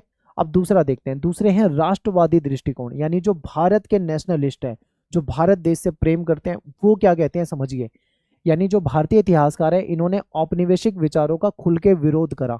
इन्होंने गलत बताया। ठीक है। ये कहते हैं कि ब्रिटिश शासन ने भारत को पतन का कारण बताया, यानी भारत आज इतना कमजोर जो हुआ है, भारत का अगर पतन हुआ है तो उसका कारण जो थे वो अंग्रेज थे, अंग्रेजों का शासन था। ठीक है। यहाँ पे जो अंग्रेजों का व्यू है, उनका जो नजरिया है वो बिल्कुल अलग है। जो इंडियंस, जो भारतीय जो इतिहासकार हैं उनका नजरिया बिल्कुल अलग है। अब और देखते हैं एक और पॉइंट। जो मार्क्सवादी हैं इनका व्यू देखो, यानी इनका नजरिया देखो। तो ये कहते हैं कि राष्ट्रवाद को आर्थिक शोषण और वर्ग संघर्ष और पूंजीवादी जो औपनिवेशिक विरोध है इसकी नजरिए से देखते हैं। यानी इनका बिल्कुल ही अलग नजरिया है। ये राष्ट्रवाद को कहीं ना कहीं किस नजरिए से जोड़ के देखते हैं? ये देखते हैं शोषण, यानी कि लोगों का जो आर्थिक शोषण हुआ, जो हमारे यहाँ पे वर्ग संघर्ष हुआ, अमीरों और गरीबों के बीच में जो संघर्ष है, पूंजीवादी व्यवस्था की वजह से जो नुकसान हुआ है, ये इस नजरिए से इसको देखते हैं। ठीक है। लास्ट पॉइंट देखो, इसे कहा जाता है निम्न वर्गीय दृष्टिकोण, यानी इसमें उन वर्गों की बात की जाती है जो हमेशा निचले स्तर पे रहे हैं। जैसे किसान लोग हो गए, मजदूर लोग हो गए, आदिवासी लोग हो गए, महिलाएं हो गई, इनकी भूमिका पर ये बल देते हैं। ठीक है। इन्होंने कहा है कि आधिकारिक इतिहास में इनको हमेशा उपेक्षित किया गया है, यानी कि जो इतिहास है, इतिहास में इस वर्ग को हमेशा उपेक्षित किया गया है, यानी नज़रअंदाज किया गया है, इसको इग्नोर किया गया है। तो इन्होंने इनके नज़रिए से कहा है। तो अगर हम देखें भारत में राष्ट्रवाद तो उसको अलग अलग नज़रिए से हम देख सकते हैं। ठीक है। तो आई होप आपको ये चारों पॉइंट समझ में आए होंगे। अब हम बात करेंगे, एक एक पर डिटेल में जाएंगे। राष्ट्रवादी जो दृष्टिकोण है, जो हमारे नेशनलिस्ट हैं वो क्या मानते हैं। राष्ट्रवादी दृष्टिकोण कहता है कि भारतीय राष्ट्रवाद की स्वदेशी व्याख्या है। ठीक है। यानी हमारे खुद के देश की व्याख्या है। ये औपनिवेशिक विचार जो है, अंग्रेजों के जो विचार है, अंग्रेजी इतिहासकार के विचार है, उससे बिल्कुल अलग है। ये कहते हैं कि भारत एक प्राचीन सांस्कृतिक रूप से एकीकृत राष्ट्र था। ठीक है। भारत एक पुराना राष्ट्र है और सांस्कृतिक रूप से जुड़ा हुआ था। फिर अंग्रेज आए, उन्होंने क्या करा, भारत को बांट दिया, भारत में शोषण किया और भारत को क्या कर दिया, कमजोर कर दिया। इस दृष्टिकोण का उद्देश्य क्या है? ब्रिटिश शासन के शोषणकारी स्वरूप और राजनीतिक दमन और आर्थिक लूट को उजागर करना। यानी जो भारत के राष्ट्रवादी जो है ना, वो कहते हैं कि भारत में जो नेशनलिज्म है, ठीक है, उसको वो अंग्रेजों के विरोध के रूप में बताते हैं कि अंग्रेज आए, देश को लूटा, देश के संसाधन लूटे, देश को नुकसान पहुंचाया, देश को कमजोर करा, ऐसा ये मानते हैं। अब एक एक पॉइंट में समझेंगे। औपनिवेशिक विचारों का खंडन। जो ब्रिटिश इतिहासकार थे, इनका मानना था कि भारत कभी राष्ट्र था ही नहीं, ब्रिटिश शासन ने ही उसको एकता प्रदान करी। ठीक है, राष्ट्रवादी इतिहासकारों ने इस बात का खूब विरोध करा। उन्होंने बताया कि भारत पहले से एक सांस्कृतिक राष्ट्र रहा है, एक धार्मिक यहाँ पे धरोहर रही है, हमारी भाषाई मतलब भाषा मतलब हमारा एक देश ऐसा रहा है जिसमें बहुत सारी भाषाएं थी। तो हमारा एक प्राचीन काल से हमारा खुद का इतिहास रहा है, एक राष्ट्र रहा है, बहुत मजबूत राष्ट्र है, ऐसा भारतीय लोग मानते हैं। लेकिन अंग्रेज ऐसा नहीं मानते। ठीक है, मुख्य इतिहासकार जो हैं जैसे लाला लाजपत राय हो गए, दादा भाई नौरोजी हो गए, एस डी मजूमदार हो गए, ठीक है, तो ये बी आर नंदा वगैरह, ये कुछ महत्वपूर्ण नाम है। ब्रिटिश शासन का शोषणकारी स्वरूप, यानी जो राष्ट्रवादी इतिहासकार है उन्होंने बताया है कि अंग्रेजों का शासन जो था वो भारत में सभ्यता लाना नहीं, बल्कि भारत से व्यापारिक लाभ कमाना था। वो भारत को सुधारने नहीं आए थे, बल्कि भारत से लाभ कमाने आए थे और आर्थिक दोहन कराए उन्होंने। उन्होंने हमारे संसाधनों को लूटा है, ठीक है, हमारी कहीं ना कहीं आर्थिक रूप से हमारे देश को कमजोर करा है, हमारे जो उद्योग थे उनको नष्ट कर दिया है। उन्होंने बस हमसे कच्चा माल खरीदा, हमको अपना बना हुआ माल बेचा, हम यानी भारत को बाजार के नजरिए से देखा, भारत का भला नहीं करा, ऐसा हमारे राष्ट्रवादी कहते हैं। आगे देखो, भारतीय संस्कृति और गौरव पर बल। राष्ट्रवादी इतिहासकारों ने बताया है कि भारत की जो संस्कृति है वो गतिशील है, समन्वयवादी है, सर्व समावेशी है, सबको एक साथ लेके चलती है, सबको एक में शामिल कर लेती है। भारत का इतिहास केवल राजवंशों का नहीं है, बल्कि सभ्यता और नैतिक मूल्यों का इतिहास रहा है हमारा। ठीक है, सम्राट अशोक का शासन।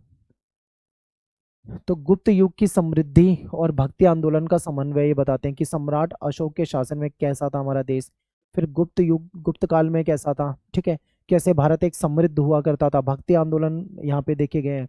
तो दुनिया भर की चीज़ों के बारे में उन्होंने बताया कि भारत पहले बहुत अच्छा था, अंग्रेजों ने आके क्या करा, उसको लूटा, संसाधनों को नुकसान पहुंचाया। नेक्स्ट है 1857 की क्रांति की पुनर्व्याख्या। क्योंकि अंग्रेज इस क्रांति को अलग नजरिए से देखते हैं, राष्ट्रवादी इस क्रांति को अलग नजरिए से देखते हैं। कैसे, समझिए। जो अंग्रेज है ना, अंग्रेज इतिहासकार, वो कहते हैं कि 1857 की जो क्रांति थी वो सैनिक विद्रोह थी, यानी उसको सेना का या सैनिकों का विद्रोह माना है। लेकिन जो हमारे राष्ट्रवादी इतिहासकार हैं वो ऐसा नहीं मानते हैं। वो कहते हैं कि भारत का पहला स्वतंत्रता संग्राम था, यानी पहला स्वतंत्रता संग्राम था जब भारत ने अंग्रेजों से आज़ाद होने का प्रयास किया था। ठीक है, वी डी सावरकर जो हैं, इन्होंने the first war of Indian independence के रूप में इसको माना है। ठीक है, इन्होंने राष्ट्रवादी दृष्टिकोण को सशक्त आधार दिया था। इन्होंने कहा था कि इस लड़ाई ने, यानी इस क्रांति ने कहीं ना कहीं भारत को मजबूत बनाया था। ठीक है, एक मतलब राह दिखा दी थी कि हम अंग्रेजों को परास्त कर सकते हैं। ताराचंद हो गए, एस बी चौधरी हो गए, इन्होंने 1857 को राष्ट्रीय आंदोलन की शुरुआत बताया है, जबकि अंग्रेज इसको केवल सैनिक विद्रोह मानते हैं। फिर भारतीय राष्ट्रवाद की स्वाभाविकता, यानी जो हमारे राष्ट्रवादी इतिहासकार हैं उन्होंने कहा है कि भारतीय राष्ट्रवाद किसी बाहरी प्रेरणा का परिणाम नहीं है, बल्कि भारतीय समाज के स्वाभाविक विकास और आत्मचेतना का परिणाम था। ठीक है, यानी कि आप ये मान लीजिए कि हमारे जो राष्ट्रवादी इतिहासकार हैं वो कहते हैं कि हमारा जो राष्ट्रवाद है वो बाहर से कोई प्रेरणा लेके नहीं आया है, बल्कि हमारे समाज की जो स्वाभाविक विचारधारा है उसका परिणाम है। ये ब्रिटिश शासन की देने नहीं बल्कि उसके विरोध में उपजा है। ठीक है, आपको पता है ब्रिटिश शासन ने हमको कुछ दिया नहीं है, उसको देन मत मानना कि ब्रिटिश शासन ने हमको ये दिया, ब्रिटिश शासन ने हमको वो दिया, ऐसा नहीं है, बल्कि उसके विरोध में आया है ये। ठीक है, तो ये बिपिन चंद्र पाल का मत है कि औपनिवेशिक काल जो है राष्ट्रवाद और उपनिवेशवाद के बीच में संघर्ष का काल था। नेक्स्ट है राष्ट्रवाद का स्रोत, भारतीय राष्ट्रीय आंदोलन। यानी जो राष्ट्रवादी नजरिया है इसमें हमारा जो स्वतंत्रता संग्राम था इसको वैचारिक परिणाम माना है गांधी जी, नेहरू, सावरकर, तिलक, टैगोर, आरसी दत्त ने। सभी ने अपने अपने लेखन में भारत को एक प्राचीन राष्ट्र के रूप में प्रस्तुत करा है। अंग्रेज सोचते हैं कि हम आए और हमने इसको राष्ट्र बनाया, तो गलत है। अंग्रेजों के आने से पहले भी भारत एक राष्ट्र था। अगला टॉपिक है हमारा मार्क्सवादी दृष्टिकोण। ठीक है, मार्क्सवादी जो नजरिया है इसको समझते हैं। तो इसमें हम सबसे पहली हेडिंग पढ़ते हैं कि जो मार्क्सवादी विचारक हैं वो उपनिवेशवाद और राष्ट्रवाद को आर्थिक वर्ग संघर्ष की दृष्टि से देखते हैं। ठीक है, उन्होंने किस दृष्टि से देखा है? आर्थिक वर्ग संघर्ष से। तो इसको समझते हैं। इसके अनुसार क्या है कि जो हमारा भारतीय राष्ट्रवाद है वो केवल भावनात्मक या धार्मिक आंदोलन नहीं है। इसको केवल भावनात्मक आंदोलन के रूप में नहीं देखेंगे या धार्मिक नजरिए के रूप में नहीं देखेंगे, बल्कि ये आर्थिक शोषण, वर्गीय असमानता और उपनिवेशवादी नियंत्रण के विरुद्ध संघर्ष था। आप देखोगे, आपको पता है कि जो अंग्रेजों का जो शासन रहा है, जो उपनिवेश रहा है, उसमें कितना आर्थिक शोषण हुआ है भारत का। हमारे संसाधनों का दुरुपयोग किया गया, ठीक है, हमारे मजदूरों का शोषण किया गया। तो एक तरीके से यह आर्थिक शोषण था हमारा। और वर्गीय असमानता, मैंने आपको बताया था ना इससे थोड़ी देर पहले ही कि वर्गीय असमानता थी। जो व्यापारी लोग थे, अमीर लोग थे, वो तो काफी अमीर हो गए थे, लेकिन जो मजदूर थे, गरीब थे, वो काफी गरीब हो गए थे। उनके बीच में फासला जो था वो बहुत ज्यादा था। और इसी संघर्ष को इन्होंने, मार्क्सवादियों ने अलग तरीके से दिखाया है। ठीक है, आगे चलते हैं। कार्ल मार्क्स को और उनके नजरिए को देखते हैं। कार्ल मार्क्स ने भारत के बारे में लिखा है। ये जो आर्टिकल लिखते थे, लेख लिखते थे, उसमें इन्होंने भारत में जो अंग्रेजों का शासन था उसके बारे में लिखा था। ठीक है, ये कहते हैं कि जो ईस्ट इंडिया कंपनी है ये भारत पर कब्जा, मतलब ईस्ट इंडिया का कंपनी का जो कब्जा भारत पे था वो पहले के आक्रमणों से भिन्न था। अब ईस्ट इंडिया कंपनी से पहले कौन थे? तो मुगल थे। ठीक है, यानी अंग्रेजों से पहले मुगल थे। तो मुगलों ने जो भारत पे कब्जा करा, भारत पे शासन किया, वो अलग था। और अंग्रेजों ने भारत पे जो कब्जा किया, शासन किया, वो अलग था। अब मुगलों से अंग्रेज अलग कैसे थे? तो यहाँ पे ये बताते हैं कार्ल मार्क्स कि जो पहले के आक्रमणकारी थे वो भारत में रच बस गए। यानी मुगल जो थे भारत पे आए, कब्जा किया, आक्रमण किया, भारत में ही बस गए, भारत के हिसाब से उन्होंने अपने आप को ढाल लिया। लेकिन जो अंग्रेज थे वो केवल लूटने और नियंत्रित करने के लिए आए थे। यानी कि यहाँ के संसाधनों को लूटेंगे, भारत को अपने कंट्रोल में लेंगे और भारत पे अपना शासन चलाएंगे। अंग्रेज इस नीयत के साथ, इस सोच के साथ भारत में आए थे, जबकि मुगल जो थे वो इनसे डिफरेंट थे। ठीक है, इस तरीके से इसने, कार्ल मार्क्स ने बताया है। आगे देखते हैं। ब्रिटिश शासन ने भारतीय समाज की पुरानी आर्थिक सामाजिक संरचना को तोड़ा।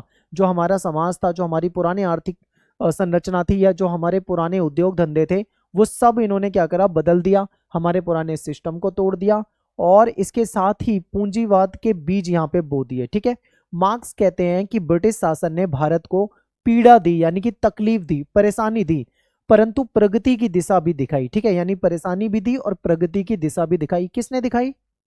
ठीक है, किसने दिखाई? सोचिए, ब्रिटिश शासन ने, अंग्रेजों ने, ऐसा इन्होंने कहा है। आगे चलते हैं। सेकंड पॉइंट है भारतीय मार्क्सवादी इतिहासकारों का दृष्टिकोण। यानी जो भारतीय मार्क्सवादी जो हैं इतिहासकार, उनका नजरिया देखते हैं। जैसे कि रजनी पामदत्त हो गई, ठीक है, देसाई जी हो गए, सुमित सरकार हो गए, बिपिन चंद्रा हो गए, ये मार्क्सवादी विचारधारा के हैं।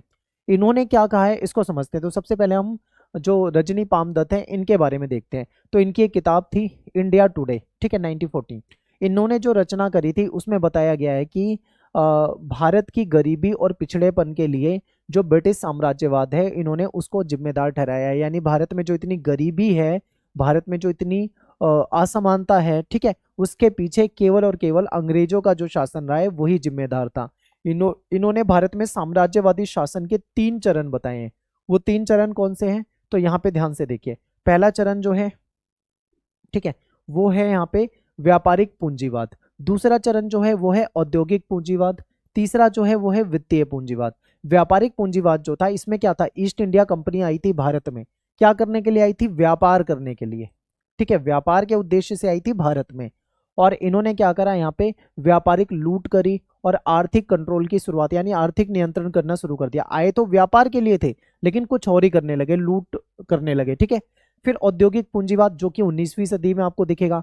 फिर भारत में इन्होंने क्या करा? भारत में कच्चे माल का इन्होंने निर्यात शुरू कर दिया और तैयार माल जो था वो भारत में लाना शुरू कर दिया। यानी यहाँ से ले जाने लगे कच्चा माल और वहां से ब्रिटेन से बना के लाते थे, मैन्युफैक्चरिंग करके वही चीजें हमको बेचने लगे। यानी इसको औद्योगिक पूंजीवाद कहा गया। तीसरा था वित्तीय पूंजीवाद, जो 20वीं सदी के काल में हुआ। इसमें जो ब्रिटिश पूंजीपति थे उनके द्वारा भारतीय उद्योगों पर एकाधिकार कर लिया गया। यानी भारतीय उद्योग पे पूरा अधिकार जो था वो अंग्रेजों का ही हो चुका था। ठीक है, तो ये 3 इन्होंने स्टेप बताए हैं। इस प्रकार ब्रिटिश शासन का जो लक्ष्य था वो क्या था? इनका लक्ष्य था कि हमारे जो संसाधन है उसको लूटें, ठीक है, और ब्रिटिश पूंजीपति वर्ग को फायदा पहुंचाए। इसका केवल यही उद्देश्य होता था। भारत एक कपड़ा निर्यातक हुआ करता था कभी, बाद में वो क्या हो गया? कपास आयातक बन गया। ऐसी कंडीशन इन्होंने कर दी थी। उपनिवेशवाद के प्रत्येक चरण में भारत का आर्थिक शोषण हुआ, हर चरण में आपको आर्थिक शोषण दिखेगा, भारत के संसाधनों की लूट दिखेगी, ठीक है। ये किसने कहा है? रजनी पामदत्त ने। इसके बाद देसाई जी की बात करते हैं, तो देसाई जी जो है इन्होंने लिखा है social background of Indian nationalism. इन्होंने बताया है कि देसाई जी जो बताते हैं कि भारतीय जो राष्ट्रवाद है इसको सामाजिक और आर्थिक प्रक्रियाओं के परिणाम के रूप में देखते हैं। इन्होंने क्या करा? राष्ट्रवाद के 5 चरण बता दिए, 5 स्टेप बता दिए, 5 फेज बता दिए। कौन कौन से हैं? तो पहला चरण है 1857 से 1885, फिर 1885 से 1905, 1905 से 1918, 1918 से 1934, 1934 से 1939, ठीक है। पहला जो चरण था ये प्रारंभिक चरण था। इसमें अंग्रेजों ने क्या करा? एक बुद्धिजीवी वर्ग बनाया, यानी लोगों को अंग्रेजी शिक्षा दी, अंग्रेजी शिक्षा से अपने लिए एक बुद्धिजीवी वर्ग बना दिया और समाज सुधार आंदोलन की यहाँ पे शुरुआत कर दी। तो ये इनका पहला चरण था। फिर उदार राष्ट्रवाद का दौर, यानी कांग्रेस का गठन कर दिया। शिक्षित जो मध्यम वर्ग था, ठीक है, उसका नेतृत्व हुआ। ब्रिटिश शासन से सुधार की अपेक्षा की जाने लगी कि अंग्रेज कुछ सुधार करेंगे, ठीक है, लोग ऐसा सोचने लगे। फिर तीसरा आता है उग्र राष्ट्रवाद का उदय। इसमें बंग भंग और लाला लाजपत राय, तिलक जैसे जो नेता थे, ठीक है, ये एक्टिव हो गए, युवा जो थे वो इनके साथ हो गए। तो ये तीसरा दौर है। फिर आता है गांधी युग। गांधी युग में क्या था? जन आंदोलन की शुरुआत हो जाती है। किसान, मजदूर, पूंजीपति ये सभी इसमें भागीदारी करने लग जाते हैं। और फिर कई सारे आंदोलन आते हैं, इसमें आप असहयोग आंदोलन देखोगे, ठीक है। इसके अलावा आप अन्य आंदोलनों को देखोगे जिसमें आपका नमक वो जो दांडी यात्रा था वो भी आ जाएगा। फिर जो लास्ट स्टेज आती है जिसको वर्ग चेतना का दौर कहते हैं, इसमें समाजवादी और साम्यवादी आंदोलनों का विस्तार हुआ और वर्गीय संघर्ष यहाँ पे देखने को मिला, ठीक है। तो इस तरीके से इन्होंने क्या करा? 5 कैटेगरी में यानी 5 फेज में इसको बांट दिया। फिर देसाई कहते हैं कि राष्ट्रवाद का विकास जो है वो वर्गीय चेतना और शोषण के विरोध से जुड़ा हुआ है। ये कहते हैं कि अंग्रेजी जो शिक्षा थी, एजुकेशन थी, उसने राजनीतिक चेतना को जन्म दिया, ठीक है। समाज सुधार आंदोलन हुए जैसे ब्रह्म समाज, आर्य समाज, इन्होंने क्या करा? राष्ट्रीय चेतना को बल दिया, लोगों को जागरूक करा, जो हमारे समाज में कमियां थी उसका इन्होंने विरोध करा, ठीक है, समाज सुधार के आंदोलन शुरू कर दिए। फिर क्या होता है कि राष्ट्रवाद एक जन आंदोलन बन गया जिसमें किसान भी शामिल हो गए, मजदूर भी शामिल हो गए, महिलाएं भी शामिल हो गई, स्टूडेंट भी शामिल हो गए। तो इस तरीके से एक राष्ट्रवादी आंदोलन चल पड़ा। इसके बाद है सुमित सरकार। सुमित सरकार क्या कहते हैं समझिए। इन्होंने कहा है कि जो राष्ट्रवाद है उसको ये औपनिवेशिक शोषण के खिलाफ एक विकास की प्रक्रिया बताते हैं, कि जो राष्ट्रवाद है ना, ये अंग्रेजों का जो शोषण था उसके खिलाफ एक विकास का दौर था, इस तरीके से कहते हैं। ये कहते हैं कि राष्ट्रवाद की जो जड़ें हैं केवल शिक्षित वर्ग में नहीं थी, ये मत सोचना केवल पढ़े लिखों में ही ये चीजें थी, बल्कि ये धीरे धीरे जन सामान्य में यानी हर एक इंसान में ये फैल गई। राष्ट्रवाद की जो आग थी, यानी लोग देश प्रेम में डूब रहे थे, ठीक है, आंदोलनों में शामिल हो रहे थे, मरने तक को तैयार थे, जेल में जाने को तैयार थे। गांधी जी की लीडरशिप में राष्ट्रवाद ने सामाजिक न्याय और समानता के तत्वों को जोड़े रखा। फिर बिपिन चंद्रा की बात करते हैं, तो इन्होंने लिखा है इंडिया स्ट्रगल फॉर इंडिपेंडेंस। इसमें इन्होंने बताया है कि जो भारतीय राष्ट्रवाद है और जो औपनिवेशिक यानी अंग्रेजों का जो शासन है और भारतीय जनता के बीच संघर्ष है। यानी राष्ट्रवाद क्या है? अंग्रेजों के शासन और भारतीय जनता, यानी एक तरफ है अंग्रेज, एक तरफ है भारत की जनता, इनके बीच में है संघर्ष। इसी को इन्होंने नाम दिया है राष्ट्रवाद का, ठीक है। राष्ट्रवाद केवल ब्रिटिश विरोध नहीं है, केवल अंग्रेजों का विरोध नहीं है, बल्कि ये भारतीय जनता की आर्थिक, सामाजिक और राजनीतिक मुक्ति का प्रतीक है, ठीक है। केवल यही नहीं है कि अंग्रेजों को ही निकाल दो, इतने में यही राष्ट्रवाद है, बल्कि आर्थिक रूप से देश के लोगों को मजबूत किया जाए, सामाजिक रूप से उनको मुक्त किया जाए, ठीक है, ये भी है। अगला टॉपिक और लास्ट टॉपिक है निम्न वर्गीय दृष्टिकोण। इसमें इनको निम्न वर्गीय को क्या कहा जाता है? सब, ठीक है, सब अल्टर्न। अब ये जो सब अल्टर्न है इसमें कौन आ जाते हैं? गरीब लोग आ जाते हैं, मजदूर लोग आ जाते हैं, किसान लोग आ जाते हैं, ठीक है, आदिवासी लोग आ जाते हैं। तो इनका भी नजरिया देख लेते हैं। तो कहने का मतलब है कि जो हमारा राष्ट्रवाद है उसकी सबसे नई और वैकल्पिक विचारधारा जो है वो यही है। इसमें क्या कहा गया? इसमें कहा गया है ऊपर से नहीं बल्कि नीचे से देखना है। अब ये ऊपर से नहीं नीचे से देखने का मतलब क्या है? कहीं तुम इसका कुछ गलत ही अर्थ मत निकालना। ऊपर से नहीं नीचे का मतलब यहाँ पे क्या है? इसका अर्थ ये है कि जो नीचे जो दबा कुचला वर्ग है, ठीक है, जिसमें मजदूर लोग आ जाते हैं, जिसमें किसान लोग आ जाते हैं, महिलाएं आ जाती है, आदिवासी आ जाते हैं, दलित लोग आ जाते हैं, गरीब लोग आ जाते हैं, ऐसे लोगों की तरफ देखना है, यानी कि नीचे से देखना है, ठीक है। यानी कि शासक वर्ग को नहीं देखना ऊपर, यानी एलिट्स वर्ग को नहीं देखना, बल्कि किसान, मजदूर, महिला, आदिवासी, इनको देखना है, ठीक है। इनके नजरिए से जो इतिहास है उसको समझना है, उनके नजरिए से, क्योंकि हमेशा इनको इग्नोर किया गया है, ठीक है। तो समझते हैं, निम्न वर्गीय दृष्टिकोण का सार समझते हैं। तो पारंपरिक इतिहास लेखन में अगर हम देखें तो केवल जो अभिजात वर्ग होता है, एलाइट वर्ग होता है, अमीर वर्ग होता है, जैसे कि मान लो राजा हो गया, शासक हो गया, राजा हो गया, उच्च वर्ग हो गया, राष्ट्रीय नेता हो गए, बड़े बड़े बुद्धिजीवी हो गए, केवल इनको केंद्र में रखा जाता है। इनसे रिलेटेड आपको लिटरेचर, इतिहास सब मिल जाएगा। लेकिन जो गरीब लोग थे, किसान लोग थे, मजदूर लोग थे, महिलाएं थी, आदिवासी थे, दलित थे, ठीक है, इनको हमेशा उपेक्षित किया गया है, हमेशा इनको इग्नोर किया गया, इनको वो सम्मान और वो वैल्यू नहीं दी गई जो इनको मिलनी चाहिए थी। तो निम्न वर्गीय दृष्टिकोण जो है इन अनसुनी आवाजों को इतिहास में स्थान दिलाने का प्रयास करता है, ठीक है, इन लोगों को इतिहास में स्थान दिलाने का प्रयास करता है। इतिहास में जनता की अनुपस्थिति दिखाई देती है और वहां केवल अभिजन वर्ग को ही उल्लेख मिलता है। किसने कहा है? रणजीत गुहा ने कहा है, ठीक है। तो ये कहीं ना कहीं दबे कुचले जो लोग हैं, जो वर्ग है, उसको उठाने की बात कर रहे हैं। फिर दृष्टिकोण क्या था?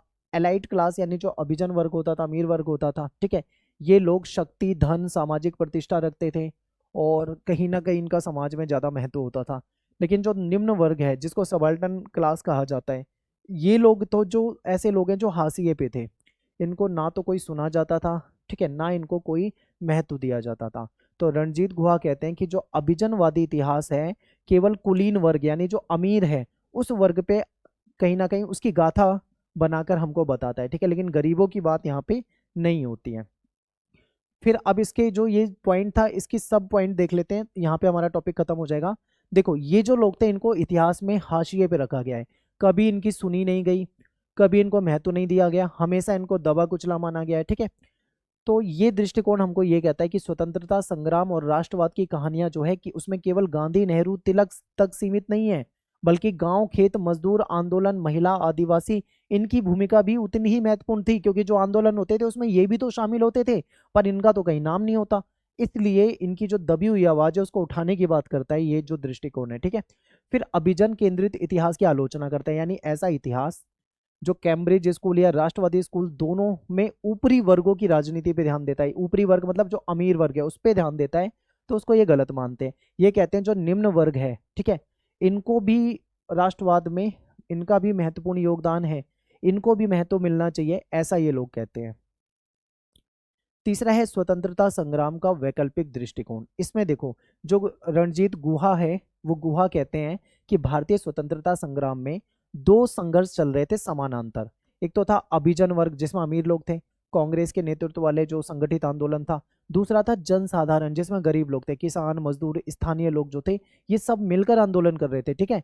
तो इतिहास में जो दूसरा पक्ष है वो जन आंदोलन से गायब कर दिया गया, उनको मिटा दिया गया, उनके बारे में कुछ जानकारी ही नहीं मिलती है, इसका ये लोग विरोध करते हैं। फिर स्वतंत्र सोच और आत्मनिर्भर चेतना, यानी निम्न वर्ग जो हैं इनकी अपनी स्वतंत्र चेतना थी, वे केवल नेताओं के आदेश पे नहीं बल्कि अपने हितों और अनुभवों के आधार पे संघर्ष कर रहे थे। आजादी की लड़ाई में देश के लिए संघर्ष कर रहे थे, ठीक है, राष्ट्रवाद में ये भी शामिल है, इसकी बात की जाती है। फिर भारतीय स्वतंत्रता संग्राम पर जो निम्न वर्गीय दृष्टिकोण है उसको देखते हैं। तो ये दृष्टिकोण ऐसा मानता है कि भारतीय स्वतंत्रता आंदोलन केवल कांग्रेस या नेताओं तक सीमित नहीं है, बल्कि किसान आंदोलन, मजदूर हड़तालें, स्त्रियों के आंदोलन, आदिवासी के विद्रोह, ये भी कहीं ना कहीं स्वतंत्रता की चेतना में शामिल है, ठीक है, इन्होंने भी स्वतंत्रता की चेतना में महत्वपूर्ण योगदान दिया है।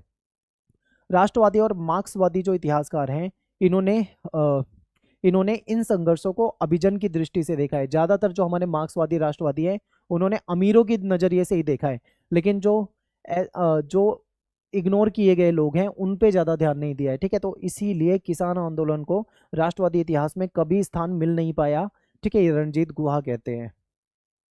तो यहाँ पे अपना ये चैप्टर खत्म हो जाता है भाई, बहुत बड़ा चैप्टर था, काफी टाइम लग गया, ठीक है। उम्मीद करता हूँ आपको समझ में आया होगा। ज़्यादा से ज़्यादा कमेंट करें, पोल साइंस ऑनर्स के बाकी सब्जेक्ट भी कराऊंगा, आपके कमेंट और आपके रिस्पांस पे ही निर्भर करेगा। जितनी ज़्यादा कमेंट होगी, जितनी ज़्यादा आप शेयर करोगे, उतनी ही जल्दी मैं आगे के चैप्टर बनाऊंगा और भी सब्जेक्ट जैसे आपकी पॉलिटिकल थ्योरी वगैरह है वो भी करा दूंगा, ठीक है। तो ज़्यादा से ज़्यादा लाइक करें, कॉमेंट करें, मिलते हैं आपसे नेक्स्ट वीडियो में। Thanks for watching. जय हिंद, जय भारत।